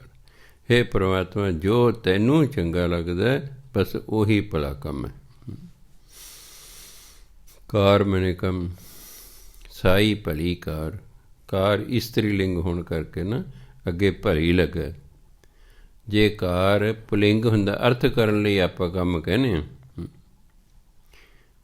ਅਰਥ ਕਰਨ ਲਈ ਆਪਾਂ ਕਈ ਵਾਰੀ ਇਸਤਰੀ ਲਿੰਗ ਨੂੰ ਪੁਲਿੰਗ 'ਚ ਬੋਲਦੇ, ਇਸ ਕਰਕੇ। ਉਂਝ ਕਾਰ ਜਿਹੜਾ ਹੈ ਇਹ ਇਸਤਰੀ ਲਿੰਗ ਹੈ, ਇਸ ਲਈ ਇਹਦੇ ਅੱਗੇ ਭਲੀ ਹੈ। ਨਹੀਂ ਤਾਂ ਹੁੰਦਾ ਸਾਈ ਭਲਾ ਕਾਰ, ਸਾਈ ਭਲੀ ਕਰ, ਵੀ ਉਹੀ ਕਾਰ ਉਹੀ ਕੰਮ ਭਲਾ ਹੈ ਜਿਹੜਾ ਤੈਨੂੰ ਚੰਗਾ ਲੱਗਦਾ। ਧਾਰਮਿਕ ਬੰਦੇ ਦੀ ਇਹੀ ਨਿਸ਼ਾਨੀ। ਉਹ ਕਹਿੰਦੇ ਹੇ ਪਰਮਾਤਮਾ ਜੋ ਤੂੰ ਕਰ ਰਿਹਾ ਠੀਕ ਕਰ ਰਿਹਾ। ਉਹ ਕੋਈ ਕਿੰਤੂ ਪਰੰਤੂ ਨਹੀਂ ਕਰਦਾ। ਧਾਰਮਿਕ ਬੰਦਾ ਪਰਮਾਤਮਾ ਦੇ ਕਿਸੇ ਕੰਮ 'ਚ ਵੀ ਕੋਈ ਕਿੰਤੂ ਪਰੰਤੂ ਨਹੀਂ ਕਰਦਾ। ਉਹ ਕਹਿੰਦਾ ਪਰਮਾਤਮਾ ਜੋ ਕਰ ਰਿਹਾ ਠੀਕ ਕਰ ਰਿਹਾ। ਠੀਕ ਹੈ, ਮੇਰੀ ਨਜ਼ਰਾਂ 'ਚੋਂ ਠੀਕ ਨਹੀਂ ਹੈ, ਕਿਉਂਕਿ ਸਾਡੀ ਆਪਣੀ ਸੋਚ ਹੈ। ਅਸੀਂ ਪੁੱਤਰ ਮੰਗਦੇ ਸੀ, ਪਰਮਾਤਮਾ ਸਾਨੂੰ ਲੜਕੀ ਦਿੱਤੀ, ਨੇ ਠੀਕ ਨਹੀਂ ਕੀਤਾ ਜੀ। ਅਸੀਂ ਕਹਾਂ ਨਹੀਂ, ਮੈਂ ਤਾਂ ਪੁੱਤਰ ਮੰਗਿਆ ਸੀ, ਪਰਮਾਤਮਾ ਨੂੰ ਲੜਕੀ ਦਿੱਤੀ, ਪਰਮਾਤਮਾ ਨੇ ਠੀਕ ਨਹੀਂ ਕੀਤਾ। ਅਸੀਂ ਇਹੀ ਕਹਾਂਗੇ। ਪਰ ਜਿਹੜਾ ਵਾਕਈ ਧਾਰਮਿਕ ਬੰਦਾ ਹੁੰਦਾ ਹੈ, ਜਿਹਦੇ ਅੰਦਰ ਧਰਮ ਵਸ ਗਿਆ ਹੈ, ਧਾਰਮਿਕ ਉਸ ਬੰਦੇ ਨਹੀਂ ਕਹਿੰਦੇ ਜਿਹਨੂੰ ਧਰਮ ਦਾ ਬੜਾ ਗਿਆਨ ਹੈ। ਧਰਮ ਦਾ ਗਿਆਨ ਤਾਂ ਮੈਨੂੰ ਵੀ ਹੈ ਅਤੇ ਤੁਹਾਨੂੰ ਵੀ ਬਥੇਰਾ ਹੋ ਗਿਆ, ਪਰ ਅਸੀਂ ਦਾਅਵੇ ਨਾਲ ਤਾਂ ਨਹੀਂ ਕਹਿ ਸਕਦੇ ਅਸੀਂ ਧਾਰਮਿਕ ਹਾਂ ਜੀ। ਕੋਈ ਦਾਅਵੇ ਨਾਲ ਨਹੀਂ ਕਹਿਦਾ ਕਿ ਅਸੀਂ ਧਾਰਮਿਕ ਹਾਂ ਜੀ। ਧਾਰਮਿਕ ਤਾਂ ਉਦੋਂ ਹੋਵਾਂਗੇ ਜਿੱਦਾਂ ਸਾਡਾ ਜੀਵਨ ਟੋਟਲ ਗੁਰਬਾਣੀ ਅਨੁਸਾਰ ਹੋ ਗਿਆ। ਪਹਿਲਾਂ ਸੋਚ ਬਦਲੇਗੀ, ਫਿਰ ਜੀਵਨ ਬਦਲੇਗਾ। ਜਦੋਂ ਜੀਵਨ ਬਦਲਦਾ ਹੈ ਪਹਿਲਾਂ ਬੰਦੇ ਦੀ ਸੋਚ ਬਦਲਦੀ ਹੈ। ਘਟੀਆ ਸੋਚ ਹੋ ਗਈ ਹੈ, ਜੀਵਨ ਘਟੀਆ ਹੋ ਜਾਣਾ। ਸੋਚ ਵਧੀਆ ਹੋ ਗਈ, ਜੀਵਨ ਵਧੀਆ ਹੋ ਜਾਣਾ। ਗੁਰਬਾਣੀ ਦੀ ਜਿਹੜੀ ਸੋਚ ਹੈ ਵਧੀਆ ਹੈ। ਜਦੋਂ ਅਸੀਂ ਆਪਣੀ ਸੋਚ ਨੂੰ ਗੁਰਬਾਣੀ ਦੀ ਸੋਚ ਨਾਲ ਮਿਲਾਉਂਦੇ ਹਾਂ ਨਾ, ਸਾਡੀ ਸੋਚ ਵੀ ਹੌਲੀ ਹੌਲੀ ਵਧੀਆ ਹੋ ਜਾਂਦੀ ਹੈ। ਅਤੇ ਜਿਹਦੀ ਵਧੀਆ ਸੋਚ ਹੈ ਤਾਂ ਉਹਦੇ ਕਰਮ ਵੀ ਫਿਰ ਵਧੀਆ ਹੋਣਗੇ। ਕਿਉਂਕਿ ਕਿਸੇ ਵੀ ਕਰਮ ਕਰਨ ਤੋਂ ਪਹਿਲਾਂ ਉਹਦਾ ਖਿਆਲ ਆਉਂਦਾ। ਕਰਮ ਤੋਂ ਪਹਿਲਾਂ ਉਹਦਾ ਖਿਆਲ ਹੁੰਦਾ ਕਿ ਮੈਂ ਆਹ ਕੰਮ ਕਰਨਾ। ਚੋਰ ਚੋਰੀ ਕਰਦਾ, ਪਹਿਲਾਂ ਚੋਰੀ ਕਰਨ ਦਾ ਖਿਆਲ ਆਉਂਦਾ, ਸਕੀਮਾਂ ਬਣਾਉਂਦਾ, ਅੱਜ ਕਿਹਦੇ ਘਰ ਜਾ ਕੇ ਚੋਰੀ ਕਰਨੀ ਹੈ। ਚੋਰੀ ਉਹਦੇ ਘਰ ਹੀ ਕਰਦਾ ਜਿਹਦੇ ਘਰ ਚੋਰੀ ਹੋਣੀ ਲਿਖੀ ਹੋਈ ਹੈ। 105 ਨੰਬਰ ਤੋਂ ਲੈ ਕੇ 116 ਨੰਬਰ ਤੱਕ ਘਰ ਨੇ, ਮੰਨ ਲਓ ਇੱਥੇ ਗਲੀ 'ਚ। ਚੋਰ ਸਾਰਿਆਂ ਦੇ ਘਰਾਂ 'ਚ ਨਹੀਂ ਵੜੇਗਾ, ਉਹ ਤੁਰਿਆ ਜਾ ਰਿਹਾ ਗਲੀ 'ਚ। ਜਿਹਦੇ ਚੋਰੀ ਕਰਨੀ ਉਹਨੂੰ ਖਿਆਲ ਆਊਗਾ ਬਸ ਉੱਥੇ, ਮਤਲਬ ਇਹਨਾਂ ਦੇ ਵੜ ਜਾ, ਬਸ ਹੁਣ ਜਾਊਗਾ। ਕਈ ਵਾਰੀ ਕੋਈ ਘਰੋਂ ਨਹੀਂ ਸੋਚ ਕੇ ਮੈਂ ਫਲਾਣੇ ਦੇ ਕਰਨਾ ਹੈਗਾ, ਉਹ ਜਾ ਰਿਹਾ ਅਤੇ ਉਹਨੂੰ ਇੱਕਦਮ ਖਿਆਲ ਆਉਂਦਾ ਵੀ ਹਾਂ ਆਹ ਇੱਥੇ ਹਨੇਰਾ ਹਨੂਰਾ ਜਿਹਾ ਲੱਗਦਾ, ਇਹ ਕਿਤੇ ਗਏ ਕੋਈ ਨਾ, ਹੁਣ ਇਹਨਾਂ ਦੇ ਵੜ ਜਾਓ। ਸੋ ਇਸ ਲਈ ਜੋ ਸੱਚੇ ਦਿਲੋਂ ਧਾਰਮਿਕ ਬੰਦਾ ਹੈ ਉਹ ਕਹਿੰਦਾ ਪਰਮਾਤਮਾ ਜੋ ਕਰ ਰਿਹਾ ਠੀਕ ਕਰ ਰਿਹਾ, ਉਹ ਕਿੰਤੂ ਪਰੰਤੂ ਨਹੀਂ ਕਰਦਾ। ਜੋ ਤੁਧ ਭਾਵੈ ਸਾਈ ਭਲੀ ਕਰ। ਇਹ ਪਰਮਾਤਮਾ ਜੋ ਕੰਮ ਤੈਨੂੰ ਚੰਗਾ ਲੱਗਦਾ ਬਸ ਉਹੀ ਭਲਾ ਕੰਮ ਹੈ। ਤੂੰ ਸਦਾ ਸਲਾਮਤ ਨਿਰੰਕਾਰ, ਸਲਾਮਤ ਹੁੰਦਾ ਰਹਿਣ ਵਾਲਾ, ਤੂੰ ਸਦਾ ਰਹਿਣ ਵਾਲਾ ਹੈ। ਨਿਰੰਕਾਰ ਰਾਰੇ ਨੌਕੜ ਨਹੀਂ ਹੈ, ਇਹਦਾ ਮਤਲਬ ਹੈ ਨਿਰੰਕਾਰ। ਜਦੋਂ ਰਾਰੇ ਨੌਕੜ ਹੈਗਾ ਫਿਰ ਹੋਏਗਾ ਨਿਰੰਕਾਰ ਪਰਮਾਤਮਾ। ਜਦੋਂ ਔਂਕੜ ਨਹੀਂ ਫਿਰ ਇਹਦਾ ਅਰਥ ਹੋਏਗਾ ਹੈ ਪਰਮਾਤਮਾ। ਜਿਵੇਂ ਨਾਨਕ ਔਂਕੜ ਲੱਗਾ ਨਾਨਕ ਹੈ, ਔਂਕੜ ਨਹੀਂ ਲੱਗਾ ਹੈ ਨਾਨਕ। ਸੈਰੀ ਲੱਗੀ ਹੈ ਨਾਨਕ ਨਹੀਂ। ਇਸ ਤਰ੍ਹਾਂ ਜੇ ਨਿਰੰਕਾਰ ਰਾਰੇ ਨੂੰ ਸਿਆਰੀ ਲੱਗੀ ਹੁੰਦੀ ਫਿਰ ਆਪਾਂ ਕਹਿੰਦੇ ਨਿਰੰਕਾਰ ਨਹੀਂ, ਪਰ ਇੱਥੇ ਨਹੀਂ ਹੈ ਤਾਂ ਮਤਲਬ ਹੈ ਨਿਰੰਕਾਰ। ਤੂੰ ਸਦਾ ਸਲਾਮਤ ਨਿਰੰਕਾਰ, ਹੈ ਪਰਮਾਤਮਾ ਤੂੰ ਸਦਾ ਰਹਿਣ ਵਾਲਾ ਹੈ। ਕਿਉਂਕਿ ਇੱਕ ਪਰਮਾਤਮਾ ਜਿਹਨੇ ਸਦਾ ਰਹਿਣਾ, ਬਾਕੀ ਦਾ ਜੋ ਆਇਆ ਇਸ ਸੰਸਾਰ ਤੋਂ ਜਾਣਾ ਹੀ ਜਾਣਾ ਹੈ। ਤਾਂ ਹੀ ਕਿ ਰਾਮ ਗਇਓ ਰਾਵਣ ਗਏ, ਮਾੜਾ ਵੀ ਗਿਆ ਚੰਗਾ ਵੀ ਗਿਆ। ਰਾਖਸ਼ ਨੇ ਵੀ ਚਲੇ ਜਾਣਾ, ਦੇਵਤੇ ਨੇ ਵੀ ਚਲੇ ਜਾਣਾ, ਕਿਉਂਕਿ ਜਿਸ ਦਾ ਜਨਮ ਹੋਇਆ ਹੈ ਉਸ ਦੀ ਮੌਤ ਵੀ ਹੋਣੀ ਹੈ। ਪਰਮਾਤਮਾ ਜੰਮਦਾ ਹੀ ਨਹੀਂ, ਇਸ ਲਈ ਉਹ ਮਰਦਾ ਨਹੀਂ, ਇਸ ਲਈ ਸਦਾ ਰਹਿਣ ਵਾਲਾ ਹੈ। ਅੱਗੇ ਗੁਰੂ ਮਹਾਰਾਜ ਕਹਿੰਦੇ ਭਰੀਏ ਹੱਥ ਪੈਰ ਤਨ ਦੇ, ਪਾਣੀ ਧੋਤੈ ਉਤਰ ਸਖੇ, ਮੂਤ ਪਲੀਤੀ ਕੱਪੜ ਹੋਏ, ਦੇ ਸਾਬੂਨ। ਇਹਨੂੰ ਸਾਬਣ ਨਹੀਂ ਪੜ੍ਹਨਾ। ਪਾਕਿਸਤਾਨ ਦੇ ਵਿੱਚ ਸਾਬਣ ਨੂੰ ਸਬੂਨ ਕਿਹਾ ਕਰਦੇ ਸਨ। ਉੱਥੋਂ ਜਿਹੜੇ ਲੋਕ ਆਏ ਸਨ, ਸਾਡੀ ਮਾਂ ਅਖੀਰ ਤੱਕ ਵੀ ਕਾਕਾ ਸਬੂਨ ਦੀ ਟਿੱਕੀ ਦੇਈਂ। ਇੱਧਰ ਥੋੜ੍ਹਾ ਸੌਖਾ ਕਰ ਲਏਗਾ ਸਾਬਣ, ਵੀ ਸਾਬੂਨ ਬੋਲਣ ਦੇ ਟਾਈਮ ਲੱਗਦਾ ਨਾ। ਜਿਵੇਂ ਅਸਲ ਸ਼ਬਦ ਹੈ ਅਦਰਕ, ਪਿੰਡ ਵਾਲੇ ਕਹਿਣਗੇ ਆਦਾ, ਛੋਟਾ ਕਰ ਲਿਆ। ਅਸਲ ਸ਼ਬਦ ਹੈ ਗੰਢਾ, ਉਹ ਥੋੜ੍ਹਾ ਬੋਲਣਾ ਔਖਾ, ਗਠਾ, ਸੌਖਾ ਬਣਾ ਗਠਾ। ਇਸ ਤਰ੍ਹਾਂ ਬੰਦਾ ਕਈ ਸ਼ਬਦਾਂ ਨੂੰ ਆਸਾਨ ਬਣਾ ਲੈਂਦਾ, ਪਤਾ ਲੱਗਦਾ ਵੀ ਇਹਦਾ ਕੀ ਭਾਵ ਹੈ। ਇਸ ਤਰ੍ਹਾਂ ਇਹ ਉਦੋਂ ਸਾਬੂਨ ਹੁੰਦਾ ਸੀ ਗੁਰੂ ਨਾਨਕ ਦੇਵ ਜੀ ਵੇਲੇ, ਅੱਜ ਇਹਦਾ ਨਾਂ ਸਾਬਣ ਹੋ ਗਿਆ। ਹਿੰਦੀ ਤਾਂ ਅਜੇ ਵੀ ਬੱਬੇ ਨੂੰ ਔਂਕੜ ਪਾਉਂਦੇ ਨੇ ਸਾਬਣ, ਆਪਾਂ ਪੰਜਾਬੀ ਜਿਹੜੇ ਸਿੱਧੇ ਲਿਖਦੇ ਸਾਬਣ। ਦੇ ਸਾਬੂਨ ਲਈਏ ਉਹ ਧੋਏ, ਭਰੀਏ ਮਤ ਪਾਪਾਂ ਕੈ ਸੰਗ। ਪਾਪਾਂ ਪਿਛਲੇ ਪਾਪੇ ਨੂੰ ਕਰਨਾ ਬਿੰਦੇ, ਨਹੀਂ ਤਾਂ ਪਾਪਾ ਹੋ ਜਾਊਗਾ। ਡੈਡੀ ਨੂੰ ਕਹਿੰਦੇ ਇੰਗਲਿਸ਼ 'ਚ, ਉਦੋਂ ਅੰਗਰੇਜ਼ੀ ਕੋਈ ਨਹੀਂ ਸੀ ਹੁੰਦੀ। ਕਿਤੇ ਕਾਰ, ਜਿਵੇਂ ਉੱਥੇ ਸਾਈ ਭਲੀ ਕਾਰ, ਕਿਤੇ ਕਾਰ CAR ਵਾਲੀ ਸਮਝ ਲਓ, ਉਹ ਨਹੀਂ, ਉਦੋਂ ਕਾਰਾਂ ਨਹੀਂ ਸੀ ਹੁੰਦੀਆਂ। ਅਜੇ ਤੁਸੀਂ ਦੇਖਿਆ ਨੇ ਇਹ ਜੀ ਕਾਰ ਸੇਵਾ ਵਾਲੇ ਨੇ ਜੀ, ਜਿਹੜੇ ਕੰਮ ਸੇਵਾ ਦੇ ਤੌਰ 'ਤੇ ਕਰਦੇ ਨੇ, ਵੀ ਪੈਸਾ ਨਹੀਂ ਲੈਂਦੇ। ਕਾਰ ਸੇਵਾ ਉਹ ਕੰਮ ਜਿਹੜਾ ਸੇਵਾ ਦੇ ਤੌਰ 'ਤੇ ਕੀਤਾ ਜਾਵੇ ਉਹਨੂੰ ਕਹਿੰਦੇ ਨੇ ਕਾਰ ਸੇਵਾ। ਆਪਾਂ ਕੰਮ ਜਿਹੜਾ ਕਰਦੇ ਹਾਂ ਪੈਸੇ ਲੈ ਕੇ ਕਰਦੇ ਹਾਂ, ਉਹ ਫਿਰ ਮਜ਼ਦੂਰੀ ਹੋ ਗਈ, ਉਹ ਸੇਵਾ ਨਾ ਹੋਈ। ਜਿਵੇਂ ਦੋ ਪ੍ਰਕਾਰ ਦੇ ਪਾਠੀ ਨੇ, ਆ ਜਿਹੜੇ ਉੱਪਰ ਰੌਲਾ ਲਾਉਂਦੇ ਨੇ ਉਹ ਸੇਵਾ ਕਰਦੇ ਨੇ, ਉਹ ਰੌਲ ਦਾ ਕੋਈ ਪੈਸਾ ਨਹੀਂ ਲੈਂਦੇ। ਹੇਠਲੇ ਜਿਹੜੇ ਪਾਠੀ ਨੇ ਉਹ ਪੈਸੇ ਲੈਂਦੇ ਨੇ। ਉੱਪਰ ਵਾਲੇ ਤੁਸੀਂ ਜੇ ਵਿਹਲਾ ਕਹੋ ਜੀ ਇੱਕ ਰੌਲ ਹੋਰ ਲਾ ਜਾਓ, ਉਹ ਲਾ ਜੂਗਾ। ਹੇਠਲਿਆਂ ਨੂੰ ਕਹੋ, ਉਹ ਕਹਿੰਦੇ 200 ਰੁਪਈਆ ਦਿਓ ਜੀ। ਕਿਉਂ? ਹੁਣ ਪੈਸੇ ਲੈ ਕੇ ਪਾਠ ਕਰਨ ਦੀ ਆਦਤ ਪੈ ਗਈ ਹੈ, ਮੁਫਤ ਲਾਉਣਾ ਉਹਨਾਂ ਲਈ ਬੜਾ ਹੀ ਔਖਾ। ਜੇ ਕਿਤੇ ਉਹਨਾਂ ਨੂੰ ਕਹਿ ਦਿਓ ਵੀ ਹਾਂ ਭਾਈ ਪੈਸਾ ਤਾਂ ਕੋਈ ਨਹੀਂ ਮਿਲਣਾ, ਅਤੇ ਫਿਰ ਤਮਾਸ਼ਾ ਵੇਖਣ ਵਾਲਾ ਫਿਰ ਬੜਾ ਹੀ ਔਖਾ ਲੱਗੂ। ਲਾ ਤਾਂ ਜਾਣਗੇ ਕਿਤੇ ਬਾਬਾ ਜੀ ਉਂਝ ਨਾ ਕੱਢ ਦੇਣ, ਹਾਂ, ਪਰ ਹੋਊਗਾ ਬੜਾ ਉਹਨਾਂ ਨੂੰ ਔਖਾ। ਕਿਉਂ? ਉਹ ਆਦਤ ਪੈ ਗਈ ਪੈਸੇ ਲੈ ਕੇ ਕੰਮ ਕਰਨ ਦੀ। ਜਦੋਂ ਪੈਸੇ ਲੈ ਕੇ ਕੰਮ ਕਰਨ ਦੀ ਆਦਤ ਪੈ ਜਾਏ ਫਿਰ ਮੁਫਤ ਕੰਮ ਕਰਨਾ ਬੜਾ ਹੀ ਔਖਾ ਹੁੰਦਾ ਹੈ। ਸੋ ਕਾਰ ਸੇਵਾ ਦਾ ਮਤਲਬ ਹੈ ਉਹ ਕੰਮ ਜਿਹੜਾ ਸੇਵਾ ਦੇ ਤੌਰ 'ਤੇ ਕੀਤਾ ਜਾਵੇ, ਉਹ ਕੰਮ ਭਾਵ ਕੰਮ। ਕਹਿੰਦੇ ਪਰਿਐ ਮਤ ਪਾਪਾਂ ਕੈ ਸੰਗ, ਉਹ ਧੋਪੈ ਨਾਵੇਂ ਕੈ ਰੰਗ, ਪੁੰਨੀ ਪਾਪੀ ਆਖਣ ਨਾਹੀਂ, ਕਰ ਕਰ ਕਰਨਾ ਲਿਖ ਲੈ ਜਾਹੋ, ਆਪੇ ਬੀਜ ਆਪੇ ਹੀ ਖਾਹੋ, ਨਾਨਕ ਹੁਕਮੀ ਆਵੋ ਜਾਹੋ। ਪਰਿਐ ਲਿਬੜ ਜਾਣਾ। ਔਰ ਕਹਿੰਦੇ ਉਹ ਯਾਰ ਤੂੰ ਤਾਂ ਮੇਰੇ ਕੱਪੜੇ ਚਿੱਕੜ ਨਾਲ ਭਰਤੇ, ਕਹਿੰਦੇ ਤੂੰ ਤਾਂ ਮੇਰੇ ਕੱਪੜੇ ਚਿੱਕੜ ਨਾਲ ਭਰ ਦਿੱਤੇ ਹਨ, ਭਾਵ ਲਵੇੜਤੇ ਨੇ। ਪਰਿਐ ਹੱਥ ਪੈਰ ਤਨ ਦੇ, ਜੇ ਹੱਥ ਪੈਰ ਸਰੀਰ ਦੇਹੀ ਕਹਿੰਦੇ ਲਿਬੜ ਜਾਏ ਮਿੱਟੀ ਘੱਟੇ ਨਾਲ।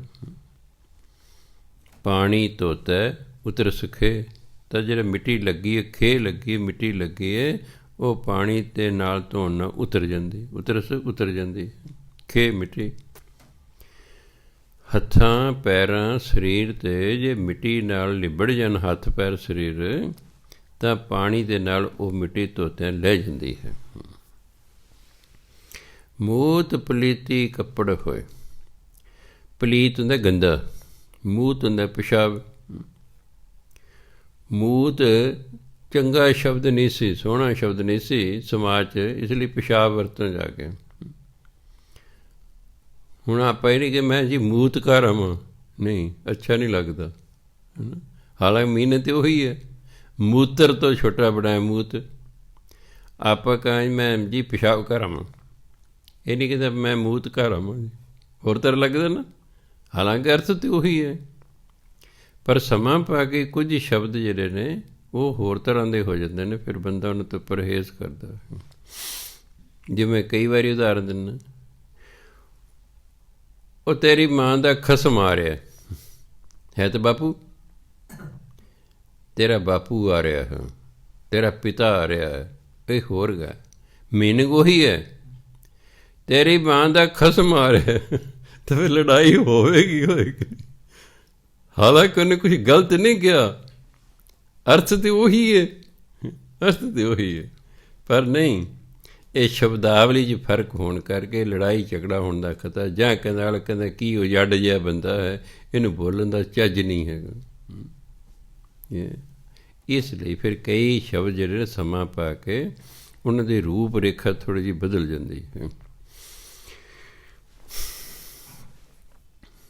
ਕਹਿੰਦੇ ਪਰਿਐ ਹੱਥ ਪੈਰ ਤਨ ਦੇ, ਜੇ ਹੱਥ ਪੈਰ ਸਰੀਰ ਮਿੱਟੀ ਨਾਲ ਲਿਬੜ ਜਾਣ, ਪਾਣੀ ਧੋਤਾ ਉਤਰ ਸਕੇ, ਪਾਣੀ ਨਾਲ ਧੋਣ ਨਾਲ ਉਹ ਖੇ ਜਿਹੜੀ ਉਹ ਮਿੱਟੀ ਹੈ ਉਹ ਉਤਰ ਜਾਂਦੀ ਹੈ। ਮੂਤ ਪਲੀਤੀ ਕੱਪੜ ਹੋਏ, ਪਿਸ਼ਾਬ ਦੇ ਨਾਲ ਜੇ ਕੱਪੜਾ ਗੰਦਾ ਹੋ ਜਾਏ, ਪਲੀਤ ਗੰਦੇ ਨੂੰ ਕਹਿੰਦੇ, ਮੂਤ ਪਲੀਤੀ ਕੱਪੜ ਹੋਏ। ਜੇ ਕੱਪੜਾ ਪਿਸ਼ਾਬ ਨਾਲ ਗੰਦਾ ਹੋ ਜਾਏ, ਜਿਵੇਂ ਕਈ ਵਾਰੀ ਬੱਚੇ ਜਿਹੜੇ ਨੇ ਛੋਟੇ ਹੁੰਦੇ ਨੇ, ਆਪਾਂ ਤਾਂ ਵੱਡੇ ਹੋ ਗਏ, ਉੱਠ ਕੇ ਜਾ ਕੇ ਵਾਸ਼ਰੂਮ 'ਚ ਪਿਸ਼ਾਬ ਕਰਨ ਨੇ, ਬੱਚਾ ਜਿੱਥੇ ਹੁੰਦਾ ਉੱਥੇ ਹੀ ਕਰ ਦਿੰਦਾ ਹੈ, ਉਹਦੇ ਕੱਪੜੇ ਲਿਬੜ ਜਾਂਦੇ ਨੇ। ਮੂਤ ਪਲੀਤੀ ਕੱਪੜ ਹੋਏ, ਦੇ ਸਾਬੂਨ ਲਈਏ ਉਹ ਧੋਏ। ਹੁਣ ਧਿਆਨ ਦੇਣਾ, ਉਹਦੇ ਕੱਪੜ ਸ਼ਬਦ ਹੈ, ਅੜਾ ਨੂੰ ਔਂਕੜ ਲਾਇਆ ਕੱਪੜਾ। ਇੱਧਰ ਦੇਖੋ ਦੇ ਸਾਬੂਨ ਲਈਏ ਉਹ, ਹਾਹੇ ਨੂੰ ਔਂਕੜ ਲਾਤਾ, ਇੱਧਰ ਵੀ ਇੱਕ ਵਚਨ ਬਣਾਤਾ, ਉਹ ਭਾਵ ਉਹ ਕੱਪੜਾ। ਜਿਹੜਾ ਕੱਪੜਾ ਪਿਸ਼ਾਬ ਨਾਲ ਗੰਦਾ ਹੋ ਗਿਆ, ਉਹ ਕੱਪੜਾ ਸਾਬਣ ਲਾ ਕੇ ਧੋਤਾ ਜਾ ਸਕਦਾ ਹੈ। ਬੜੇ ਤੇ ਮੈਂ ਕਿ ਦੇਖਦਾ ਬਈ ਭਾਈ ਗੁਰਦਾਸ ਨੇ ਕਿੰਨੇ ਧਿਆਨ ਨਾਲ ਬਾਣੀ ਲਿਖੀ ਹੈ ਜੀ। ਹੁਣ ਦੇਖਣਾ ਸੀ ਵੀ ਇੱਧਰ ਮੂਤ ਪਲੀਤੀ ਕੱਪੜ ਹੋਏ, ਜਿਹੜਾ ਕੱਪੜਾ ਪਿਸ਼ਾਬ ਨਾਲ ਗੰਦਾ ਹੋ ਜਾਵੇ, ਦੇ ਸਾਬੂਨ ਸਾਬੂਨ ਲਈਏ ਉਹ ਧੋਏ। ਉਹ ਹਾਹੇ ਨੌਂਕੜੇ ਸਿਰ ਲਾਇਆ ਕਿ ਉਹ ਕੱਪੜੇ ਕਾਰਨ, ਕੱਪੜਾ ਪੁਲਿੰਗ ਹੈ, ਇਧਰ ਹਾਹੇ ਨੌਂਕ ਲਾ ਕੇ ਉਹ ਵੀ ਪੁਲਿੰਗ ਹੋ ਗਏ। ਸਾਬਣ ਲਾ ਕੇ ਉਸ ਕੱਪੜੇ ਨੂੰ ਧੋਤਾ ਜਾ ਸਕਦਾ ਹੈ। ਭਰੀਐ ਮਤ ਪਾਪਾਂ ਕੈ ਸੰਗ, ਪਾਪ ਕਰਦਿਆਂ ਕਰਦਿਆਂ ਜੇ ਮਤ ਮਲੀਨ ਹੋ ਜੇ, ਪਾਪਾਂ ਨਾਲ ਭਰ ਜੇ। ਪਾਪ ਸਾਡੇ ਮਨ ਨੂੰ ਮੈਲਿਆਂ ਕਰਦੇ ਨੇ। ਪਾਪਾਂ ਦਾ ਜਿਹੜਾ ਵਿਚਾਰ ਹੈ ਨਾ, ਉਹ ਵੀ ਮਨ ਨੂੰ ਮੈਲਿਆਂ ਕਰਦਾ। ਜੇ ਪਾਪ ਕਰ ਲਿਆ ਜਾਵੇ ਫਿਰ ਤਾਂ ਮਨ ਮੈਲਾ ਹੋ ਹੀ ਗਿਆ। ਭਰੀਐ ਮਤ ਪਾਪਾਂ ਕੈ ਸੰਗ, ਜੇ ਮਤ, ਜੇ ਮਨ ਪਾਪਾਂ ਦੀ ਮੈਲ ਨਾਲ ਭਰ ਜਾਵੇ, ਲਿਬੜ ਜਾਵੇ। ਹੁਣ ਕਹਿੰਦੇ ਹੱਥ ਲਿਬੜ ਗਏ, ਸਰੀਰ ਲਿਬੜ ਗਿਆ, ਪਾਣੀ ਨਾਲ ਧੋ ਲਓ। ਕੱਪੜਾ ਪਿਸ਼ਾਬ ਨਾਲ ਲਿਬੜ ਗਿਆ, ਸਾਬਣ ਨਾਲ ਧੋ ਲਓ। ਹੁਣ ਮਨ ਜਿਹੜਾ ਹੈ, ਮੱਤ ਜਿਹੜੀ ਹੈ, ਪਾਪਾਂ ਨਾਲ ਲਿਬੜ ਗਈ ਹੈ। ਇਹ ਹੁਣ ਕਾਹਦੇ ਨਾਲ ਧੋਵਾਂਗੇ? ਉਹ ਧੋਪੈ ਨਾਮੈ ਕੈ ਰੰਗ। ਫਿਰ ਉਹ ਕਹਿੰਦੇ ਜਿਹੜਾ ਹੈ ਨਾਮ ਦੇ ਪਿਆਰ ਨਾਲ ਧੋਤੀ ਜਾਓਗੇ। ਪਿਆਰ ਸਹਿਤ ਨਾਮ ਜਪੀ ਜਾਓ। ਕਹਿੰਦੇ ਉਹ ਜਿਹੜਾ ਹੈ ਪਾਪਾਂ ਦੀ ਜਿਹੜੀ ਮੈਲ ਹੈ ਉਹ ਲੈ ਜਾਵੇਗੀ, ਉਹ ਫਿਰ ਲੈ ਜਾਏਗੀ। ਸੋ ਨਾਮ ਜਪਣਾ, ਕਿਉਂਕਿ ਅਸੀਂ ਜਿਹੜੇ ਕਰਮ ਕਰਦੇ ਹਾਂ ਉਹ ਸਾਡੇ ਮਨ ਨੂੰ ਮੈਲਿਆਂ ਕਰਦੇ ਨੇ। ਜਿੰਨਾ ਚਿਰ ਮਨ ਸਾਫ਼ ਨਹੀਂ ਹੁੰਦਾ ਪਰਮਾਤਮਾ ਪ੍ਰਗਟ ਨਹੀਂ ਹੁੰਦਾ। ਪਰਮਾਤਮਾ ਮਨ 'ਚ ਹੀ ਪ੍ਰਗਟ ਹੋਣਾ। ਮਨ ਮੈਲਾ ਹੈ, ਉਹ ਪ੍ਰਗਟ ਨਹੀਂ ਹੁੰਦਾ। ਉਹ ਕਹਿੰਦਾ ਮੈਂ ਤਾਂ ਪ੍ਰਗਟ ਹੂੰ ਜਿੱਦੇ ਤੁਹਾਡਾ ਮਨ ਸ਼ੀਸ਼ੇ ਵਾਂਗੂ ਸਾਫ਼ ਹੋ ਗਿਆ। ਆ ਭਜਨ ਬੰਦਗੀ ਕਰਨਾ, ਸਤਸੰਗ ਕਰਨਾ, ਇਹ ਤਾਂ ਮਨ ਨੂੰ ਸਾਫ਼ ਕਰਨ ਦਾ ਢੰਗ ਹੈ। ਮਨ ਸਾਫ਼ ਤਾਂ ਹੁੰਦਾ ਜੇ ਅੱਗੇ ਤੋਂ ਉਹਨੂੰ ਮੈਲਾ ਨਾ ਕੀਤਾ ਜਾਵੇ। ਜੇ ਉਹਨੂੰ ਮੁੜ ਕੇ ਮੈਲਾ ਕਰ ਲਿਆ ਫਿਰ ਨਹੀਂ। ਠੀਕ ਹੈ, ਪੰਚਮ ਪਾਤਸ਼ਾਹ ਨੇ ਵਰ ਦਿੱਤਾ, ਰਾਮਦਾਸ ਸਰੋਵਰ ਨਹਾਤੇ ਸਭ ਉਤਰੇ ਪਾਪ ਕਮਾਤੇ। ਪਰ ਦੁੱਖ ਤਾਂ ਇਹ ਹੈ, ਸ਼ਰਾਬੀ ਵੀ ਨਹਾ ਰਿਹਾ, ਅਗਲੇ ਦਿਨ ਫਿਰ ਸ਼ਰਾਬ ਪੀ ਰਿਹਾ, ਉਹ ਨਹੀਂ ਸਾਫ਼ ਹੋਵੇਗਾ। ਰਿਸ਼ਵਤ ਖੋਰ ਵੀ ਨਹਾ ਰਿਹਾ, ਅਗਲੇ ਦਿਨ ਫਿਰ ਵੀ ਰਿਸ਼ਵਤ ਲੈ ਰਿਹਾ, ਉਹ ਨਹੀਂ ਸਾਫ਼ ਹੋਵੇਗਾ। ਨਹਾਈ ਜਾ ਜਿੰਨਾ ਮਰਜ਼ੀ ਹੈ। ਮਾੜੇ ਕੰਮ ਕਰਨ ਵਾਲਾ ਉੱਥੇ ਸਰੋਵਰ 'ਚ ਇਸ਼ਨਾਨ ਕਰ ਰਿਹਾ ਹੈ, ਉਹ ਮਾੜੇ ਕੰਮ ਛੱਡਦਾ ਨਹੀਂ, ਉਹ ਨਹੀਂ ਸਾਫ਼ ਹੋਵੇਗਾ। ਗੁਰੂ ਮਹਾਰਾਜ ਆਪਣੀ ਥਾਂ 'ਤੇ ਠੀਕ ਨੇ। ਜੇ ਕਿਤੇ ਨਾਲੇ ਇੱਕ ਹੋਰ ਲਾਈਨ ਲਿਖ ਦਿੰਦੇ ਫਿਰ ਬਿਲਕੁਲ ਹੀ ਸਾਫ਼ ਹੋ ਜਾਣਾ ਸੀ ਕਿ ਭਾਈ ਇੱਥੇ ਨਹਾਓ ਉਹ ਜਿਨ੍ਹਾਂ ਨੇ ਮੁੜ ਕੇ ਮਾੜਾ ਕੰਮ ਨਹੀਂ ਕਰਨਾ, ਨਹੀਂ ਤਾਂ ਆਪਣੇ ਘਰ ਬੈਠੇ ਰਹੋ। ਪਰ ਜਦੋਂ ਅਸੀਂ ਅੱਗੇ ਬਾਣੀ ਪੜ੍ਹਦੇ ਹਾਂ ਫਿਰ ਪਤਾ ਲੱਗਦਾ ਹੈ ਮਨ ਤਾਂ ਹੀ ਸਾਫ਼ ਹੁੰਦਾ ਜੇ ਦੁਬਾਰਾ ਮੈਲ ਨਾ ਲੱਗਣ ਦਿੱਤੀ ਜਾਵੇ। ਜੇ ਅਸੀਂ ਉਹੀ ਕੰਮ ਕਰੀ ਜਾਂਦੇ, ਨਾਮ ਵੀ ਜਪੀ ਜਾ ਰਹੇ, ਕੰਮ ਵੀ ਉਹੀ ਕਰੀ ਜਾ ਰਹੇ, ਚਾਹੇ 10 ਜਨਮ ਲੱਗੇ ਰਹੋ, ਮਨ ਸਾਫ਼ ਨਹੀਂ ਹੋਵੇਗਾ। ਮੈਂ ਕਿੰਨੇ ਵਾਰੀ ਉਦਾਹਰਨ ਦਿੱਤੀ ਹੈ। ਮੰਨ ਲਓ ਮੇਰੀ ਬਨੈਣ ਮੈਲੀ ਹੈ, ਮੈਂ ਸਾਬਣ ਲਾ ਕੇ ਧੋਤੀ, ਧੋ ਕੇ ਉਹਨੂੰ ਰੱਸੀ 'ਤੇ ਟੰਗਤਾ ਹੈ, ਅਜੇ ਉਹ ਗਿੱਲੀ ਹੈ, ਹਵਾ ਦਾ ਬੁੱਲਾ ਹੈ, ਹੇਠਾਂ ਡਿੱਗ ਪਈ, ਉਹ ਫਿਰ ਮੈਲੀ ਹੋ ਗਈ। ਫਿਰ ਮੈਲੀ ਹੋ ਗਈ, ਮੈਂ ਉਹ ਫਿਰ ਧੋਤੀ, ਫਿਰ ਟੰਗਤੀ, ਫਿਰ ਹਵਾ ਦਾ ਬੁੱਲਾ ਹੈ, ਫਿਰ ਉਹ ਮੈਲੀ ਹੋ ਗਈ। ਐਂ ਹੀ ਰਹੂ ਸਾਰੀ ਉਮਰ। ਫਿਰ ਜੇ ਮੈਂ ਇੱਕ ਵਾਰੀ ਧੋ ਲਈ ਹੈ ਤਾਂ ਮੁੜ ਕੇ ਉਹਨੂੰ ਮੈਲੀ ਨਾ ਹੋਣ ਦੇਵਾਂ ਤਾਂ ਹੀ ਗੱਲ ਬਣੇਗੀ। ਅਸੀਂ ਕਰਮ ਕਰਦੇ ਹਾਂ, ਬਾਣੀ ਵੀ ਪੜ੍ਹਦੇ ਹਾਂ, ਸਤਸੰਗ ਵੀ ਕਰਦੇ ਹਾਂ, ਠੀਕ ਹੈ, ਨਾਮ ਵੀ ਜਪਦੇ ਹਾਂ, ਪਰ ਆਪਣੇ ਜੀਵਨ ਨੂੰ ਨਹੀਂ ਬਦਲਦੇ। ਬੁਰਾਈ ਅਸੀਂ ਛੱਡਦੇ ਨਹੀਂ, ਮਨ ਸਾਡਾ ਸਾਫ਼ ਹੁੰਦਾ ਨਹੀਂ। ਇਸ ਲਈ ਸਾਡੀ ਮਿਹਨਤ ਐਵੇਂ ਚਲੀ ਜਾਂਦੀ। ਇੰਨੇ ਸਾਲਾਂ ਦੀ ਮਿਹਨਤ ਗਈ। ਹੁਣ ਪੁਰਾਤਨ ਜ਼ਮਾਨੇ ਦੇ ਵਿੱਚ ਸਾਧੂ ਤਪੱਸਿਆ ਕਰਦੇ ਸਨ ਸਵਰਗ ਦਾ ਰਾਜ ਲੈਣ ਲਈ। ਜਦੋਂ ਇੰਦਰ ਸਵਰਗ ਦਾ ਰਾਜਾ, ਜਦੋਂ ਉਹਨੇ ਦੇਖਣਾ ਵੀ ਆਹ ਸਾਧ ਦੀ ਬਹੁਤ ਜ਼ਿਆਦਾ ਭਗਤੀ ਹੋ ਗਈ ਹੈ, ਇੰਦਰ ਦਾ ਤਖਤ ਡੋਲਣ ਲੱਗ ਜਾਣਾ ਵੀ ਇਹ ਹੁਣ ਮੇਰੇ 'ਤੇ ਤਖਤ ਖੋਹੂਗਾ। ਰਾਜੇ ਬਹੁਤ ਚਲਾਕ ਹੁੰਦੇ ਨੇ, ਸਿਆਣੇ ਭਾਵੇਂ ਨਾ ਹੁਣ ਚਲਾਕ ਬੜੇ ਹੁੰਦੇ ਨੇ, ਇਹ ਖਿਆਲ ਰੱਖਣਾ। ਸਿਆਣਾ ਤਾਂ ਕੋਈ ਵਿਰਲਾ ਟਾਵਾਂ ਰਾਜਾ ਇਤਿਹਾਸ 'ਚ ਹੋਇਆ, ਨਹੀਂ ਤਾਂ ਚਲਾਕ ਹੁੰਦੇ ਨੇ ਇਹ, ਚਾਹੇ ਅੱਜ ਦਾ ਅਤੇ ਚਾਹੇ ਪੁਰਾਣੇ ਜ਼ਮਾਨੇ ਦਾ ਹੈ। ਰਾਜਾ ਸਿਆਣਾ ਭਾਵੇਂ ਨਾ ਹੋਵੇ, ਚਲਾਕ ਜ਼ਰੂਰ ਹੁੰਦਾ ਹੈ। ਇੰਦਰ ਨੇ ਦੇਖਿਆ ਵੀ ਇਹ ਜਿਹੜਾ ਰਿਸ਼ੀ ਹੈ, ਇਹਨੂੰ ਇੰਨੇ ਸਾਲ ਹੋ ਗਏ ਭਜਨ ਬੰਦਗੀ ਕਰਦਾ, ਇਹ ਮੇਰੇ ਤੋਂ ਸਵਰਗ ਦਾ ਰਾਜ ਖੋਹੂਗਾ। ਉਹਨੂੰ ਪਤਾ ਸੀ, ਉਹਨੂੰ ਤੋਂ ਸੁੰਦਰ ਔਰਤ ਭੇਜਣੀ, ਜਿਹਨੂੰ ਅਪਸਰਾ ਕਹਿੰਦੇ ਨੇ, ਸੁੰਦਰ ਔਰਤ ਭੇਜਣੀ ਕਿ ਤੂੰ ਇਹਦਾ ਸੱਤ ਭੰਗ ਕਰ ਦੇ। ਬਸ ਉਹਨੇ ਆ ਕੇ ਹਾਵ ਭਾਵ ਕਰਨਾ, ਸਾਧੂ ਨੇ ਉਹਦੇ ਚੱਕਰ 'ਚ ਆ ਜਾਣਾ, ਉਹਦੇ ਨਾਲ ਸੈਕਸ ਕਰ ਲੈਣਾ, ਉਹ ਸਾਰੀ ਕੀਤੀ ਕਰਾਈ ਉਹਦੀ ਖਤਮ ਹੋ ਜਾਣੀ। ਚੱਲ ਇੰਦਰ ਖੁਸ਼ ਹੈ, ਮਿਲਾ ਹੁਣ ਦੁਬਾਰਾ ਸ਼ੁਰੂ ਕਰ ਭਜਨ ਬੰਦਗੀ। ਤੇਰੀ ਪਹਿਲੀ ਤਾਂ ਗਈ, ਧਿਆਨ ਦੇਣਾ, ਪਹਿਲੀ ਤਾਂ ਕਦੇ ਗਈ। ਕਈ ਪੁਰਾਣੇ ਜ਼ਮਾਨੇ 'ਚ ਹੁੰਦਾ, ਖੈਰ ਮੈਂ ਇੰਨੀ ਉਮਰ ਤਾਂ ਨਹੀਂ ਮੰਨਦਾ ਕਿ ਸਾਧੂ ਦੀ 1000 ਸਾਲ ਉਮਰ ਹੋਵੇ, ਉਮਰ ਤਾਂ ਆਹੀ 100 ਸਵਾ 100 ਸਾਲ ਹੀ ਹੁੰਦੀ, ਇਹ ਤਾਂ ਵੱਧ ਨਹੀਂ ਹੁੰਦੀ। ਇਹ ਤਾਂ ਐਵੇਂ ਹੈ ਕਿ ਪਤਾ ਨਹੀਂ ਕਿਸੇ ਨੇ ਲਿਖਤਾ ਕਿ ਕੀ ਹੈ ਜੀ, ਸਤਯੁਗ 'ਚ 1 ਲੱਖ ਸਾਲ ਉਮਰ ਹੁੰਦੀ ਸੀ ਜੀ, ਫਿਰ ਜੀ ਤ੍ਰੇਤੇ 'ਚ ਕਹਿੰਦੇ 10,000 ਸਾਲ ਹੋ ਗਏ ਜੀ, ਜਿਹੜਾ ਹੈ ਦੁਆਪਰ 'ਚ 1000 ਸਾਲ ਹੋ ਗਏ ਜੀ, ਹੁਣ ਕਹਿੰਦੇ 100 ਸਾਲ ਹੋ ਗਈ ਹੈ। ਤੁਸੀਂ ਆਪ ਸੋਚੋ, ਜੇ ਤ੍ਰੇਤੇ 'ਚ 10,000 ਸਾਲ ਉਮਰ ਹੁੰਦੀ ਸੀ, ਜੇ ਰਾਮਚੰਦਰ ਜੀ ਨੂੰ 1400 ਸਾਲ ਦਾ ਬਨਵਾਸ ਮਿਲਦਾ, ਫਿਰ ਤਾਂ ਸੀ ਵੀ ਹਾਂਜੀ 10,000 ਸਾਲ ਦੇ ਵਿੱਚੋਂ 1400 ਸਾਲ ਦਾ ਬਨਵਾਸ ਹੋ ਗਿਆ।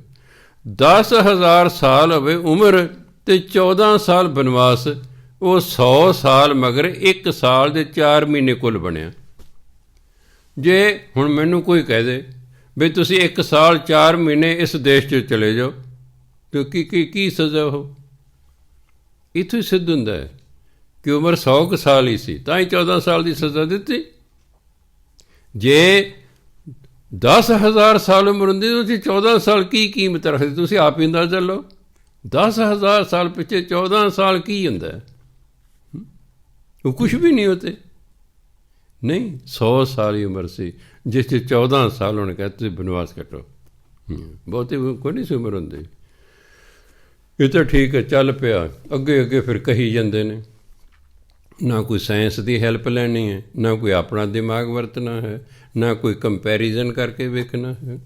ਤੁਸੀਂ ਆਪ ਹੀ ਸੋਚੋ, ਮੰਨ ਲਓ ਮੇਰੀ 10,000 ਸਾਲ ਉਮਰ ਹੈ, ਮੇਰਾ ਬਾਪ ਮੈਨੂੰ ਕਹਿੰਦਾ 14 ਸਾਲ ਨਹੀਂ ਮੇਰੇ ਦੇਸ਼ 'ਚ ਵੜਨਾ, ਮੇਰੇ ਲਈ ਕੀ ਹੈ 10,000 ਸਾਲ ਮਗਰ 14 ਸਾਲ ਤੇ ਕੁਛ ਵੀ ਨਹੀਂ ਹੁੰਦੇ। ਮੈਂ ਕਹਾਂ ਚੰਗੇ ਮੈਂ ਜੰਨਾ। ਜੇ ਹੁਣ ਮੈਂ ਉਹ ਰੇਸ਼ੋ ਕੱਢਾਂ, 10,000 ਮਗਰ 14 ਸਾਲ, 1,000 ਮਗਰ ਬਟੇ 10 ਅਤੇ 100 ਸਾਲ ਮਗਰ ਕਿੰਨਾ ਰਹਿ ਜਾਏਗਾ? 1 ਸਾਲ ਅਤੇ 4 ਮਹੀਨੇ ਵੱਧ ਤੋਂ ਵੱਧ ਹੋਏਗਾ। ਸਿਰਫ ਇੰਨੀ ਕੁ ਸਜ਼ਾ, ਉਹ ਤਾਂ ਕੁਛ ਵੀ ਨਹੀਂ ਸੀ। 14 ਸਾਲ ਤਾਂ ਦਿੱਤੇ ਵੀ 100 ਸਾਲ ਦੀ ਉਮਰ 14 ਸਾਲ ਬਾਹਰ ਰਹਿ। ਸੋ ਇਸ ਲਈ ਉਮਰਾਂ ਨਹੀਂ ਸੀ ਬਹੁਤੀਆਂ ਹੋਈਆਂ ਕਦੇ, ਆਹੀ 100 ਸਵਾ 100 ਸਾਲ ਹੁੰਦੇ ਸੀ। ਜਿਵੇਂ ਕਹਿੰਦੇ ਲੱਖੋਂ ਹੀ ਸਨ ਪੁੱਤਰ, ਲੱਖੋਂ ਹੀ ਪੋਤਰੇ ਸਨ, ਕਿਵੇਂ ਹੋ ਸਕਦੇ ਨੇ? 1 ਲੱਖ ਪੂਤ, 1.25 ਲੱਖ ਨਾਤੀ। ਤੁਸੀਂ ਆਪ ਹੀ ਸੋਚੋ ਵੀ ਕੋਈ ਧੀ ਨਾ ਹੋਈ ਰਾਵਣ ਦੇ, ਕੋਈ ਪੋਤਰੀ ਨਾ ਹੋਈ, ਲੱਖ ਪੁੱਤਰ ਹੋਇਆ, 1.25 ਲੱਖ ਪੋਤਰਾ ਹੋਇਆ, ਇਹ ਤਾਂ ਕੋਈ ਧੀ ਨਹੀਂ ਹੋਈ, ਕੋਈ ਪੋਤਰੀ ਨਹੀਂ ਹੋਈ, ਪੁੱਤਰ ਹੀ ਹੋਏ ਸਾਰੇ। ਅਤੇ ਇੱਕ ਬੰਦੇ ਦੇ ਲੱਖ ਕਿਵੇਂ ਹੋ ਸਕਦੇ ਨੇ ਜੀ? ਤੁਸੀਂ ਆਪ ਹੀ ਅੰਦਾਜ਼ਾ ਲਓ ਕਿਵੇਂ ਹੋ ਸਕਦੇ ਨੇ। ਬਸ ਚੱਲ ਪਿਆ ਬਸ। ਇੱਕ ਵਾਰੀ ਕੋਈ ਗੱਲ ਚੱਲ ਪਈ, ਅਗਲੇ ਨੂੰ ਲਿਖੀ, ਉਹਦੇ ਅਗਲੇ ਲਿਖਤੇ, ਅਗਲੇ ਲਿਖਤੇ ਹਾਂਜੀ। ਇਹ ਤਾਂ ਅਸੰਭਵ ਹੈ, ਇਹ ਨਹੀਂ ਪੋਸੀਬਲ ਹੋ ਸਕਦਾ। ਹਾਂ, ਹੋਰ 5-7 ਉਦਾਹਰਨਾਂ ਹੁੰਦੀਆਂ ਫਿਰ ਤਾਂ ਕੋਈ ਗੱਲ ਹੋ ਸਕਦੀ ਸੀ। ਇਸ ਲਈ ਗੁਰੂ ਮਹਾਰਾਜ ਕਹਿੰਦੇ ਵੀ ਜੇ ਸਰੀਰ ਲਿਬੜ ਜੇ, ਉਹ ਪਾਣੀ ਨਾਲ ਧੋਤਾ ਜਾ ਸਕਦਾ। ਕੱਪੜਾ ਲਿਬੜ ਗਿਆ ਹੈ, ਉਹ ਸਾਬਣ ਨਾਲ ਧੋਤਾ ਜਾ ਸਕਦਾ ਹੈ। ਮਨ ਹੀ ਮੈਲਾ ਹੋ ਗਿਆ, ਮੱਤ ਹੀ ਮੈਲੀ ਹੋ ਗਈ ਪਾਪ ਕਰ ਕਰਕੇ, ਉਹ ਫਿਰ ਪਰਮਾਤਮਾ ਦੇ ਨਾਮ ਨਾਲ ਸਾਫ਼ ਹੋਏਗੀ। ਰੰਗ ਹੁੰਦਾ ਪਿਆਰ ਸਹਿਤ। ਜਦ ਅਸੀਂ ਪਿਆਰ ਸਹਿਤ ਨਾਮ ਜਪਾਂਗੇ ਨਾ, ਤਾਂ ਉਹ ਮੈਲ ਧੋਤੀ ਜਾਵੇਗੀ। ਪੁੰਨੀ ਪਾਪੀ ਆਖਣ ਨਹੀਂ। ਇਹ ਪੁੰਨ ਪਾਪ ਨਿਰੇ ਕਹਿਣ ਮਾਤਰ ਨਹੀਂ ਹੈਗੇ। ਇਹ ਤਾਂ ਜਿਵੇਂ ਕਈ ਕਹਿਣ, ਉਹ ਤਾਂ ਐਵੇਂ ਡਰਾਵਾ ਦਿੱਤਾ ਧਰਮਰਾਜ ਦੇ ਜੀ। ਕੋਈ ਧਰਮਰਾਜ ਨਹੀਂ ਹੁੰਦਾ, ਕੋਈ ਯਮਰਾਜ ਨਹੀਂ ਹੁੰਦਾ, ਕੋਈ ਸਵਰਗ ਨਹੀਂ, ਕੋਈ ਨਰਕ ਨਹੀਂ, ਕੋਈ ਰੱਬ ਨਹੀਂ ਹੈਗਾ। ਇਹ ਤਾਂ ਕਹਿੰਦੇ ਐਵੇਂ ਡਰਾਵੇ ਲਈ ਨੇ। ਪਰ ਨਹੀਂ, ਗੁਰੂ ਨਾਨਕ ਦੇਵ ਜੀ ਕਹਿੰਦੇ ਪੁੰਨੀ ਪਾਪੀ ਆਖਣ ਨਹੀਂ। ਇਹ ਪੁੰਨ ਅਤੇ ਪਾਪ ਸਿਰ ਕਹਿਣ ਮਾਤਰ ਨਹੀਂ ਹੈਗੇ। ਕਰ ਕਰ ਕਰਨਾ ਲਿਖ ਲੈ ਜਾਓ। ਜੋ ਤੁਸੀਂ ਕਰਮ ਕਰੋਗੇ ਉਹ ਨਾਲ ਹੀ ਲਿਖ ਕੇ ਲੈ ਕੇ ਜਾਓਗੇ। ਵੀ ਨੇ ਆਹ ਚੰਗਾ ਕੀਤਾ, ਆਹ ਮੰਦਾ ਕੀਤਾ। ਤਾਂ ਹੀ ਕਹਿੰਦੇ ਕਰਮੀ ਕਰਮੀ ਹੋਏ ਵਿਚਾਰ, ਸੱਚਾ ਆਪ ਸੱਚਾ ਦਰਬਾਰ। ਉੱਥੇ ਸਾਡੇ ਇੱਕ ਇੱਕ ਕਰਮ ਦਾ ਵਿਚਾਰ ਹੋਣਾ ਵੀ ਆਹ ਚੰਗਾ ਕੀਤਾ, ਆਹ ਮੰਦਾ ਕੀਤਾ। ਕਰ ਕਰ ਕਰਨਾ ਲਿਖ ਲੈ ਜਾਓ। ਕਰਨਾ ਮੈਨੇ ਕੰਮ, ਜਿਹੜਾ ਕੰਮ ਤੁਸੀਂ ਕਰ ਰਹੇ ਹੋ ਨਾ ਉਹ ਨਾਲ ਹੀ ਕਹਿੰਦੇ ਲਿਖ ਕੇ ਲੈ ਕੇ ਜਾਓਗੇ। ਆਪੇ ਬੀਜ ਆਪੇ ਹੀ ਖਾਓ, ਆਪੇ ਬੀਜੋ ਅਤੇ ਆਪੇ ਖਾਓ। ਤਾਂ ਕਿ as you so shell you reap. ਜਿਹੋ ਜਿਹਾ ਬੀਜੋਗੇ ਉਹੋ ਜਿਹੇ ਵੱਢੋਗੇ। ਕਣਕ ਬੀਜੋਗੇ ਕਣਕ ਵੱਢੋਗੇ, ਛੋਲੇ ਬੀਜੋਗੇ ਛੋਲੇ ਵੱਢੋਗੇ। ਇਸ ਤਰ੍ਹਾਂ ਪੁੰਨ ਬੀਜੋਗੇ ਪੁੰਨ ਮਿਲਣਗੇ, ਪਾਪ ਬੀਜੋਗੇ ਪਾਪ ਮਿਲਣਗੇ। ਪਰ ਅੱਜ ਦਾ ਮਨੁੱਖ ਅਗਿਆਨੀ ਹੈ, ਇਹ ਪੁੱਠੇ ਕੰਮ ਕਰ ਰਿਹਾ ਅਤੇ ਉਹਦੇ ਨਤੀਜੇ ਸਹੀ ਪੁੱਛਦੇ ਨਿਕਲਦੇ। ਜਦ ਵਕਤ ਹੁੰਦਾ ਫਿਰ ਮੇਰੇ ਕੋਲ ਆ ਜਾਂਦੇ ਨੇ।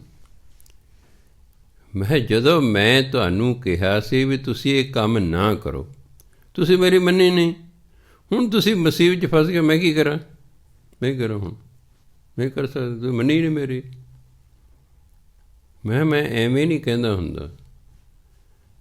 ਮੈਂ ਜੇ ਕੋਈ ਗੱਲ ਕਹਿਣਾ ਉਹਦੇ ਮਗਰ ਕੋਈ ਹੁੰਦੀ ਗੱਲ, ਮੈਂ ਤੁਸੀਂ ਮੰਨਦੇ ਨਹੀਂ, ਆਪਣੀ ਮਰਜ਼ੀ ਕਰਦੇ ਹੋ। ਭੋਗੀ ਜੋ ਹੁਣ 100 ਵੇ ਜੀਆ ਆਪਣਾ ਕੀ ਹੈ। ਇੱਕ ਕੁੜੀ ਨੂੰ ਕਿਹਾ ਮੈਂ ਤੈਨੂੰ ਜੇਲ੍ਹ ਹੋ ਜਾਣੀ, ਕਹਿੰਦੀ ਮੈਨੂੰ ਪਤਾ ਹੈ ਜੀ। ਕਹਿੰਦੇ ਨੇ ਉਹਨੇ ਜਾਣਾ ਸੀ ਅਮਰੀਕਾ, ਮੈਨੂੰ ਪਤਾ ਸੀ ਟਰੰਪ ਅੱਗੇ ਬੈਠਾ। ਇਹਨੂੰ ਜਵਾਕਾਂ ਨੂੰ ਕੀ ਪਤਾ ਵੀ ਟਰੰਪ ਬੈਠਾ ਉੱਥੇ। ਮੈਂ ਹੁਕਮਨਾਮਾ ਲਿਆ, ਮੈਂ ਕੁੜੀ ਤੈਨੂੰ ਜੇਲ੍ਹ ਹੋ ਜਾਣੀ, ਕਹਿੰਦੇ ਮੈਨੂੰ ਪਤਾ ਹੈ ਜੀ। ਮੈਂ ਬੜਾ ਹੈਰਾਨ ਹੋਇਆ, ਵੀ ਤਾਂ ਮੇਰੇ ਤੋਂ ਵੀ ਅੱਗੇ ਹੈ। ਮੈਂ ਤੈਨੂੰ ਕਿਉਂ ਕਹਿੰਦਾ ਪਤਾ ਹੈ? ਕਹਿੰਦਾ ਮੈਨੂੰ ਜੇ ਏਜੰਟ ਨੇ ਦੱਸਿਆ ਸੀ ਤੈਨੂੰ ਉੱਥੇ ਜਦ ਤਾਰ ਟਪਾਉਣਗੇ ਨਾ ਤੈਨੂੰ ਜੇਲ੍ਹ ਹੋ ਜਾਣੀ ਹੈ। ਫਿਰ 10,000 ਪਤਾ ਨਹੀਂ ਕਿ 10 ਲੱਖ, ਫਿਰ ਤੇਰਾ 10 ਲੱਖ ਲੱਗੂਗਾ, ਫਿਰ ਤੇਰੀ ਉੱਥੇ ਜ਼ਮਾਨਤ ਹੋ ਜਾਏਗੀ। ਮੈਂ ਚੱਲ ਤੇਰੀ ਜ਼ਮਾਨਤ ਹੀ ਹੋਏਗੀ, ਬਰੀ ਤਾਂ ਨਹੀਂ ਹੋਵੇਗੀ। ਜ਼ਮਾਨਤ ਹੋ ਜਾਣ ਦਾ ਮਤਲਬ ਬਰੀ ਥੋੜ੍ਹਾ, ਬਰੀ ਹੋਣਾ ਤਾਂ ਨਹੀਂ ਜ਼ਮਾਨਤ ਹੋਣ ਦਾ ਹੈ ਨਾ ਜੀ। ਮੈਂ ਹਾਂ ਜਾ ਸਕਦੀ ਹਾਂ। ਮੈਂ ਤਾਂ ਫਿਰ ਜੋ ਗੁਰੂ ਮੈਨੂੰ ਕਹਿ ਮੈਂ ਤਾਂ ਉਹੀ ਕਹਿਣਾ ਸੀ। ਮੈਂ ਨਹੀਂ ਵੀ ਇਹ ਮੰਨਦੇ, ਜਾ ਸਕਦੀ। 1.5 ਸਾਲ ਹੋ ਗਏ ਜੇਲ੍ਹ 'ਚ ਬੈਠੀ ਹੈ। ਪਰਸੋਂ ਚੌਥੇ ਆਇਆ ਟੈਲੀ, ਮੈਂ ਕੀ ਕਰਾਂ? ਮੈਂ ਤਾਂ ਤੈਨੂੰ ਕਿਹਾ, ਤੂੰ ਆਪ ਮੈਨੂੰ ਕਹਿੰਦੀ ਜੇਲ੍ਹ, ਮੈਂ ਬੈਠੀ ਰਹਿ ਹੁਣ ਜੇਲ੍ਹ 'ਚ।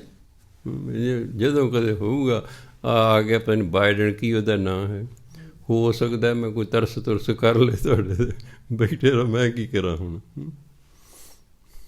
ਇੱਕ ਆਸਟਰੀਆ ਕਹਿੰਦੇ ਮੈਂ ਆਸਟਰੀਆ ਜਾਣਾ। ਮੈਂ ਬੜਾ ਹੈਰਾਨ ਹੋਇਆ ਵੀ ਇਹਨੂੰ ਆਸਟਰੀਆ ਦੇਸ਼ ਦਾ ਕੀ ਪਤਾ। ਇਹ ਤਾਂ ਸਾਨੂੰ ਜੋਗਰਾਫੀ ਵਾਲਿਆਂ ਨੂੰ ਪਤਾ, ਛੋਟਾ ਜਿਹਾ ਦੇਸ਼ ਹੈ ਯੂਰਪ ਦੇ ਵੀ, ਇਹਨੂੰ ਕੀ ਪਤਾ? ਕਹਿੰਦਾ ਮੇਰੇ ਉੱਥੇ ਦੋਸਤ ਰਹਿੰਦਾ। ਅੱਛਾ, ਹੁਕਮਨਾਮਾ ਲਿਆ। ਮੈਂ ਕਾਕਾ ਜਾ ਸਕਦਾ ਹੈ, ਪਰ ਨਾ ਤੈਨੂੰ ਜਾਣਨ ਤੈਨੂੰ ਉੱਥੇ ਜਾ ਕੇ ਨੁਕਸਾਨ ਹੋਏਗਾ। ਨਹੀਂ ਜੀ ਮੇਰਾ ਦੋਸਤ ਹੈ ਜੀ। ਮੇਰੀ ਆਦਤ ਵੀ ਇੱਕ ਵਾਰੀ ਕਹਿਣਾ, ਮੈਂ ਕੀ ਲੈਣਾ ਬਈ। ਵੱਡੇ ਹੋਣ ਦੇ ਨਾਤੇ ਮੇਰਾ ਇੱਕ ਵਾਰੀ ਫਰਜ਼ ਹੈ ਬੱਚੇ ਨੂੰ ਦੱਸਣਾ। ਕੱਲ੍ਹ ਨੂੰ ਇਹ ਨਾ ਬੱਚਾ ਕਹੇ ਜੀ ਸਾਨੂੰ ਦੱਸਿਆ ਨਹੀਂ ਸੀ ਜੀ, ਮੈਂ ਤੈਨੂੰ ਨੁਕਸਾਨ ਹੋਊਗਾ। ਚਲੋ ਜੀ, ਚਲਿਆ ਗਿਆ। ਜਾਣ ਤੋਂ 10ਵੇਂ ਕੁ ਦਿਨ ਮੈਨੂੰ ਟੈਲੀਫੋਨ ਆਇਆ। ਮੈਂ ਕਿੱਥੋਂ ਬੋਲ ਰਿਹਾ? ਕਿ ਮੈਂ ਆਸਟਰੀਆ ਤੋਂ ਬੋਲਿਆ। ਮੈਨੂੰ ਪਤਾ ਸੀ ਇੱਕੋ ਹੀ ਗਿਆ। ਹਾਂ, ਮੈਂ ਕੀ ਹਾਲ ਚਾਲ ਹੈ? ਕਹਿੰਦਾ ਜੀ ਮੈਨੂੰ 9 ਸਾਲ ਦੀ ਜੇਲ੍ਹ ਹੋ ਗਈ ਹੈ। ਮੈਂ ਕੋਈ ਵਕੀਲ ਕਰ ਲੈ? ਕਹਿੰਦਾ ਜੀ ਜਿਹੜਾ ਮੇਰੇ 'ਤੇ ਧਾਰਾ ਲੱਗੀ ਨਾ ਉਹਦਾ ਵਕੀਲ ਹੀ ਕੋਈ ਨਹੀਂ ਹੁੰਦਾ। ਇੰਨੀ ਗੱਲ ਹੋਈ ਹੈ, ਉਹਦਾ ਮੋਬਾਈਲ ਬੰਦ ਹੋ ਗਿਆ। ਅੱਗੇ ਕੋਈ ਗੱਲ ਨਹੀਂ ਸਾਡੀ ਹੋਈ। ਉਹਦਾ ਹੁਣ ਨਾ ਮੁੜ ਕੇ ਆਇਆ, ਉਹਦਾ ਕੀ ਹੋਇਆ ਕੀ ਨਹੀਂ ਹੋਇਆ। ਐਂ ਹੀ ਬਾਣੀ ਸਾਨੂੰ ਸਮਝਾਉਂਦੀ ਹੈ ਵੀ ਭਲਿਓ ਮਾਣਸੋ ਤੁਸੀਂ ਆਹ ਕੰਮ ਨਾ ਕਰੋ, ਜਿੰਨੇ 'ਤੇ ਜਾਓਗੇ ਨਾ ਕਰਕੇ ਇਹਦਾ ਤੁਹਾਨੂੰ ਫਲ ਮਿਲਣਾ। ਨਹੀਂ ਬੰਦਾ ਮੰਨਦਾ। ਮੈਨੂੰ ਯਾਦ ਹੈ ਸੰਤ ਬਾਬਾ ਮੋਹਨ ਸਿੰਘ ਭਿੰਡਰਾਂ ਵਾਲੇ, ਜਿਹੜੇ ਪਿੱਛੇ 4-5 ਦਿਨ ਸਵਰਗਵਾਸ ਹੋਏ ਨੇ 101 ਸਾਲ ਦੇ ਹੋ ਕੇ। ਲਓ ਜੀ, ਇਹਨਾਂ ਕੋਲ ਮੈਂ ਸੰਥਿਆ ਲੈ ਰਿਹਾ। ਇਹਨਾਂ ਨੇ ਇੱਕ ਸਫ਼ੇ ਦੀ ਕਥਾ ਕੀਤੀ। ਕਥਾ ਕਰਦੇ ਦੱਸੋ, ਕਥਾ ਕੀਤੀ। ਕਹਿੰਦੇ ਇਹ 20 ਵਾਰੀ ਪੜ੍ਹ ਕੇ ਆਉਣੀ ਹੈ। ਮੈਂ ਕਿਉਂਕਿ ਕੁਆਲੀਫਾਈਡ ਸੀ ਅਤੇ ਆਪ ਹੀ ਮੈਂ ਬਾਣੀ ਅਰਥਾਂ ਸਮੇਤ ਪੜ੍ਹਦਾ ਸੀ। ਉਹ ਮੈਨੂੰ ਤਾਂ 2-3 ਵਾਰੀ ਪੜ੍ਹਿਆ, ਸਾਰੇ ਅਰਥ ਆ ਗਏ ਉਹਦੇ। ਅਗਲੇ ਕਹਿੰਦੇ ਕਿੰਨੇ ਵਾਰੀ ਪੜ੍ਹਿਆ ਸੀ? ਮੈਂ 3 ਕੁ ਵਾਰੀ ਪੜ੍ਹਿਆ ਸੀ, ਮੈਨੂੰ ਆ ਗਿਆ। ਕਹਿੰਦੇ ਅਸੀਂ ਤੈਨੂੰ ਕਿੰਨੇ ਵਾਰੀ ਕਿਹਾ ਸੀ? ਮੈਂ ਜੀ 20 ਵਾਰੀ। ਕਹਿੰਦੇ ਸੁਣ, ਅੱਜ ਤੂੰ ਸਾਡੀ ਨਹੀਂ ਮੰਨਦਾ, ਕੱਲ੍ਹ ਨੂੰ ਗੁਰੂ ਦੀ ਕੀ ਮੰਨੇਗਾ? ਅਸੀਂ 20 ਵਾਰੀ ਕਿਹਾ, ਬਸ 20 ਵਾਰੀ ਪੜ੍ਹਨਾ। ਅੱਜ ਦਾ ਵਿਦਿਆਰਥੀ ਭੱਜ ਜਾਏਗਾ, ਤੁਸੀਂ ਵੀ ਭੱਜ ਜਾਓਗੇ। ਜੇ ਮੈਂ ਤੁਹਾਨੂੰ ਕਿਹਾ ਇਹਨੂੰ 20 ਵਾਰੀ, ਜਿਹੜੀ ਮੈਂ ਕਥਾ ਕੀਤੀ ਨਾ, ਇਹਨੂੰ 20 ਵਾਰੀ ਸੁਣ ਕੇ ਆਇਓ, ਤੁਸੀਂ ਕਹੋ ਜੀ ਤਾਂ 20 ਘੰਟੇ ਕਿਹੜਾ ਸੁਣੂਗਾ, ਅਸੀਂ ਨਹੀਂ ਆਉਂਦੇ, ਸਤਿ ਸ੍ਰੀ ਅਕਾਲ ਹੈ ਸਾਡੀ, ਲਾ ਜਾਓਗੇ ਨਹੀਂ। ਪਰ ਮੈਨੂੰ ਅਜੇ ਤੱਕ ਯਾਦ ਹੈ 1976 ਕਹਿੰਦਾ ਅੱਜ ਤੂੰ ਸਾਡੀ ਨਹੀਂ ਮੰਨਦਾ, ਕੱਲ੍ਹ ਨੂੰ ਗੁਰੂ ਦੀ ਕੀ ਮੰਨੇਗਾ? ਮੈਂ ਸੋਚੀ ਪੈ ਗਿਆ, ਮੈਂ ਯਾਰ ਗੱਲ ਤਾਂ ਵੈਸੇ ਠੀਕ ਹੈ ਵੀ ਅੱਜ ਤੂੰ ਸਾਡੇ ਨਹੀਂ ਮੰਨਦਾ, ਕੱਲ੍ਹ ਗੁਰੂ ਦੀ ਕੀ ਮੰਨੇਗਾ? ਔਖਾ ਹੋ ਸੌਖਾ ਹੋ, ਇਹਨੂੰ 20 ਵਾਰੀ ਪੜ੍ਹ ਕੇ ਆਉਣਾ। ਸੋ ਇਸ ਲਈ ਕਹਿਣ ਦਾ ਉਹਨਾਂ ਦਾ ਭਾਵ ਸੀ ਵੀ ਮਿਹਨਤ ਕਰਨੀ ਪੈਣੀ। ਉਹਨੇ ਇਹ ਨਹੀਂ ਮੇਰੀ ਮੰਨੀ ਵੀ ਹਾਂਜੀ ਮੈਨੂੰ ਤਾਂ ਆ ਗਿਆ 3 ਵਾਰਾਂ 'ਚ ਵੀ ਮੈਂ ਕਹਿਣਾ 20 ਵਾਰੀ ਕਿਹਾ, 20 ਵਾਰੀ ਪੜ੍ਹ ਕੇ ਆਉਣਾ। ਸੋ ਗੁਰੂ ਮਹਾਰਾਜ ਕਹਿੰਦੇ ਭਾਈ ਇਹ ਪੁੰਨ ਪਾਪ ਆਖਣ ਲਈ ਨਹੀਂ ਹੈਗੇ, ਇਹ ਸੱਚ। ਕਿਤੇ ਕੋਈ ਜੀ ਤਾਂ ਐਵੇਂ ਗੱਲਾਂ ਨੇ ਜੀ, ਕਿਹੜਾ ਪੁੱਛਦਾ ਜੀ ਉੱਥੇ? ਨਹੀਂ, ਪੁੰਨੀ ਪਾਪੀ ਆਖਣ ਨਹੀਂ। ਇਹ ਪੁੰਨੀ ਪਾਪੀ ਜਿਹੜੇ ਬੰਦੇ ਨੇ ਕਹਿਣ ਦੇ ਨਿਰਕੈਣ ਮਾਤਰ ਨਹੀਂ ਹੈਗੇ। ਕਰ ਕਰ ਕਰਨਾ ਲਿਖ ਲੈ ਜਾਓ। ਜੋ ਤੁਸੀਂ ਕਰਨਾ ਮੈਨੇ ਕੰਮ, ਜੋ ਤੁਸੀਂ ਕੰਮ ਕਰ ਰਹੇ ਹੋ ਨਾ, ਇਹ ਨਾਲ ਹੀ ਮਰਨ ਤੋਂ ਬਾਅਦ ਲਿਖ ਕੇ ਨਾਲ ਲੈ ਕੇ ਜਾਓਗੇ। ਆਪੇ ਬੀਜ ਆਪੇ ਹੀ ਖਾਓ, ਆਪੇ ਬੀਜੋ ਅਤੇ ਫਿਰ ਆਪੇ ਹੀ ਉਸ ਨੂੰ ਖਾਓ। ਕਿਉਂਕਿ ਗੁਰਬਾਣੀ ਕਹਿੰਦੇ ਇਹ ਕਰ ਕਰੇ ਸੋ ਇਹ ਕਰ ਪਾਏ, ਕੋਈ ਨਾ ਪਕੜਿਆ ਕਿਸੇ ਥਾਈਂ। ਇਸ ਹੱਥ ਨਾਲ ਕਰ ਹੁੰਦਾ ਹੱਥ, ਇਹ ਕਰ। ਇਸ ਹੱਥ ਨਾ ਕਰ, ਇਸੇ ਹੱਥ ਨਾ ਭੋਗ। ਜੋ ਕਰ ਰਿਹਾ ਉਸੇ ਨੂੰ ਹੀ ਸਜ਼ਾ ਮਿਲਣੀ। ਧਾਰਮ ਗ੍ਰੰਥਾਂ ਲਿਖਿਆ 7 ਯੁੱਗ ਦੇ ਵਿੱਚ ਜੇ ਇੱਕ ਪਿੰਡ ਦੇ ਵਿੱਚ ਇੱਕ ਬੰਦਾ ਮਾੜਾ ਕੰਮ ਕਰਦਾ, ਸਾਰੇ ਪਿੰਡ ਨੂੰ ਸਜ਼ਾ ਦਿੱਤੀ ਜਾਂਦੀ ਸੀ। ਫਿਰ ਆ ਗਿਆ ਤ੍ਰੇਤਾ ਯੁੱਗ। ਫਿਰ ਜੇ ਇੱਕ ਬੰਦਾ ਮਾੜਾ ਕੰਮ ਕਰਦਾ ਸੀ, ਉਹਦੇ ਸਾਰੇ ਖਾਨਦਾਨ ਨੂੰ ਸਜ਼ਾ ਦਿੱਤੀ ਜਾਂਦੀ ਸੀ। ਫਿਰ ਦੁਆਪਰ ਆ ਗਿਆ, ਇੱਕ ਬੰਦਾ ਕਸੂਰ ਕਰਦਾ, ਸਾਰੇ ਟੱਬਰ ਨੂੰ ਸਜ਼ਾ ਦਿੱਤੀ ਜਾਂਦੀ ਸੀ। ਹੁਣ ਕਲਯੁੱਗ ਆ ਗਿਆ, ਜਿਹੜਾ ਬੰਦਾ ਕਸੂਰ ਕਰਦਾ ਉਹਨੂੰ ਹੀ ਸਜ਼ਾ ਦਿੱਤੀ ਜਾਂਦੀ ਹੈ। ਬਾਕੀ ਨੂੰ ਛੱਡ ਦਿੱਤਾ ਜਾਂਦਾ, ਪਤਾ ਲੱਗਦਾ ਵੀ ਨਹੀਂ ਇਹਨਾਂ ਦਾ ਕਸੂਰ ਨਹੀਂ, ਜੱਜ ਉਹਨਾਂ ਨੂੰ ਬਰੀ ਕਰ ਦਿੰਦਾ, ਉਸ ਨੂੰ ਦਿੰਦਾ ਸਜ਼ਾ। ਸੋ ਇਸ ਲਈ ਕਹਿੰਦੇ ਆਪੇ ਬੀਜ ਆਪੇ ਹੀ ਖਾਓ। ਤੁਸੀਂ ਜੋ ਬੀਜ ਰਹੇ ਹੋ ਨਾ, ਇਹੀ ਖਾਓਗੇ। ਮਨੁੱਖ ਨੂੰ ਗਿਆਨ ਨਹੀਂ ਹੈ। ਇਹ ਬੀਜ ਦਾ ਵੜ ਹੈ। ਬੋਏ ਪੇੜ ਬਬੂਲ ਕੇ ਆਮ ਕਹਾਂ 'ਤੇ ਖਾਏ। ਬਬੂਲ ਕਿੱਕਰ ਨੂੰ ਕਹਿੰਦੇ ਹੁੰਦੇ ਜੀ।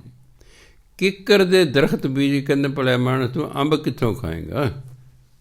ਲੋੜ ਹੈ ਦਾਖ ਬਜੌਰੀਆਂ, ਕਿੱਕਰ ਬੀਜੈ ਜੱਟ। ਜੱਟ ਹੋਈ ਤੇ ਦਾਖਾਂ ਖਾਣਾ ਚਾਹੁੰਦੇ ਬਜਨੌਰ ਇਲਾਕੇ ਦੀਆਂ, ਪਰ ਬੀਜ ਰਿਹਾ ਕਿੱਕਰ। ਵੀ ਭਲਿਆ ਮਾਣਸਾ, ਕਿੱਕਰ ਬੀਜ ਕੇ ਕਿੱਕਰ ਨੂੰ ਕੋਈ ਦਾਖਾਂ ਲੱਗਦੀਆਂ ਨੇ? ਹਾਂ, ਮਨੁੱਖ ਦਾ ਇਹੀ ਹਾਲ ਹੈ। ਇਹ ਮਾੜੇ ਕੰਮ ਕਰਦਾ, ਉਹਦਾ ਨਤੀਜਾ ਵਧੀਆ ਭਾਲਦਾ। ਐਸਾ ਨਹੀਂ ਹੁੰਦਾ। ਮੰਦੇ ਕੰਮੀ ਨਾਨਕ ਜਦ ਕਦ ਮੰਦਾ ਹੋਏ। ਸੋ ਇਸ ਲਈ ਕਹਿੰਦੇ ਨਾਨਕ ਹੁਕਮੀ ਆਵੋ ਜਾਹੋ। ਅਸੀਂ ਜੰਮਦੇ ਮਰਦੇ ਕਿਉਂ? ਕਿਉਂਕਿ ਅਸੀਂ ਕਰਮ ਕੀਤੇ ਨੇ। ਉਹਨਾਂ ਕਰਮਾਂ ਨੂੰ ਭੋਗਣ ਲਈ ਆਉਣੇ ਆ, ਫਿਰ ਹੋਰ ਕੰਮ ਕਰਦੇ ਹਾਂ, ਫਿਰ ਉਹਨਾਂ ਨੂੰ ਭੋਗਣ ਲਈ ਫਿਰ ਜਨਮ ਲੈਂਦੇ ਹਾਂ, ਫਿਰ ਹੋਰ ਕੰਮ ਕਰਦੇ ਹਾਂ, ਉਹਨਾਂ ਨੂੰ ਭੋਗਣ ਲਈ ਫਿਰ ਜਨਮ ਲੈਂਦੇ ਹਾਂ, ਫਿਰ ਹੋਰ ਕਰਦੇ ਹਾਂ ਉਹਨਾਂ ਨੂੰ ਇਸ ਲਈ ਸਾਨੂੰ ਵਾਰੀ ਵਾਰੀ ਜਨਮ ਲੈਣੇ ਪੈਂਦੇ ਨੇ, ਜਿੰਨਾ ਚਿਰ ਸਾਨੂੰ ਬ੍ਰਹਮ ਗਿਆਨ ਨਹੀਂ ਹੋ ਜਾਂਦਾ। ਇਹ ਤਾਂ ਐਵੇਂ ਸਾਡੇ ਬਾਰੇ ਮਗਰੋਂ ਅਰਦਾਸ ਭਾਈਆਂ ਤੋਂ ਕਿਹੜੇ ਸੱਚੇ ਪਾ ਆਪਣੇ ਚਰਨਾਂ 'ਚ ਨਿਵਾਸ ਬਖਸ਼ੀ, ਕੋਈ ਨਹੀਂ ਬਖਸ਼ਦਾ ਨਿਵਾਸ। ਐਵੇਂ ਕਿਤੇ ਤੁਹਾਨੂੰ ਭੁਲੇਖਾ ਹੋਵੇ। ਇਹ ਜਿੰਨਾ ਚਿਰ ਕਰਮ ਨਹੀਂ ਖਤਮ ਹੁੰਦੇ, ਉਹਦੇ ਚਰਨਾਂ 'ਚ ਨਿਵਾਸ ਨਹੀਂ ਮਿਲਦਾ। ਮਨੁੱਖ ਚੰਗੇ ਮੰਦੇ ਕਰਮ ਕਰਦਾ ਰਹਿੰਦਾ, ਉਹਨਾਂ ਨੂੰ ਭੋਗਦਾ ਰਹਿੰਦਾ, ਫਿਰ ਕਰਦਾ ਰਹਿੰਦਾ, ਫਿਰ ਅਗਲੇ ਜਨਮ 'ਚ ਫਿਰ ਭੋਗਦਾ, ਫਿਰ ਕਰਦਾ, ਫਿਰ ਭੋਗਦਾ, ਫਿਰ ਕਰਦਾ, ਫਿਰ ਭੋਗਦਾ। ਇਹ ਸਿਲਸਿਲਾ ਹੀ ਨਹੀਂ ਉਹਦਾ ਖਤਮ ਹੁੰਦਾ। ਹਾਂ, ਮੰਦੇ ਕਰਮ ਕਰਨੇ ਬੰਦ ਕਰ ਦੇ ਅਤੇ ਨਾਮ ਜਪੀ ਜਾਏ। ਕੰਮ ਚੰਗੇ ਕਰੇ, ਨਾਲ ਨਾਮ ਜਪੀ ਜਾਏ, ਫਿਰ ਉਹਦਾ ਜੰਮਣ ਮਰਨ ਖਤਮ ਹੋ ਸਕਦਾ। ਨਹੀਂ ਤਾਂ ਆਵੋ ਜਾਓ ਵਾਲੀ ਗੱਲ ਰਹਿੰਦੀ ਵੀ ਆਈ ਜਾਓ, ਜਾਈ ਜਾਓ, ਜੰਮੀ ਜਾਓ, ਮਰੀ ਜਾਓ। ਗੁਰੂ ਮਹਾਰਾਜ ਕਿਰਪਾ ਕਰਨ। ਅਸੀਂ ਸ਼ੁਭ ਕਰਮ ਕਰੀਏ, ਅਤੇ ਜਿਹੜੇ ਸਾਡੇ ਤੋਂ ਪਹਿਲਾਂ ਹੋ ਗਏ ਨੇ ਮਾੜੇ ਕਰਮ, ਬਾਣੀ ਪੜ੍ਹ ਕੇ ਨਾਮ ਜਪ ਕੇ ਉਹਨਾਂ ਨੂੰ ਅਸੀਂ ਖਤਮ ਕਰ ਲਈਏ, ਤਾਂ ਜੋ ਘਰ ਤੋਂ ਸਾਡਾ ਜੀਵਨ ਸੁਖੀ ਹੋ ਜਾਵੇ। ਵਾਹਿਗੁਰੂ ਜੀ ਕਾ ਖਾਲਸਾ, ਵਾਹਿਗੁਰੂ ਜੀ ਕੀ ਫਤਿਹ।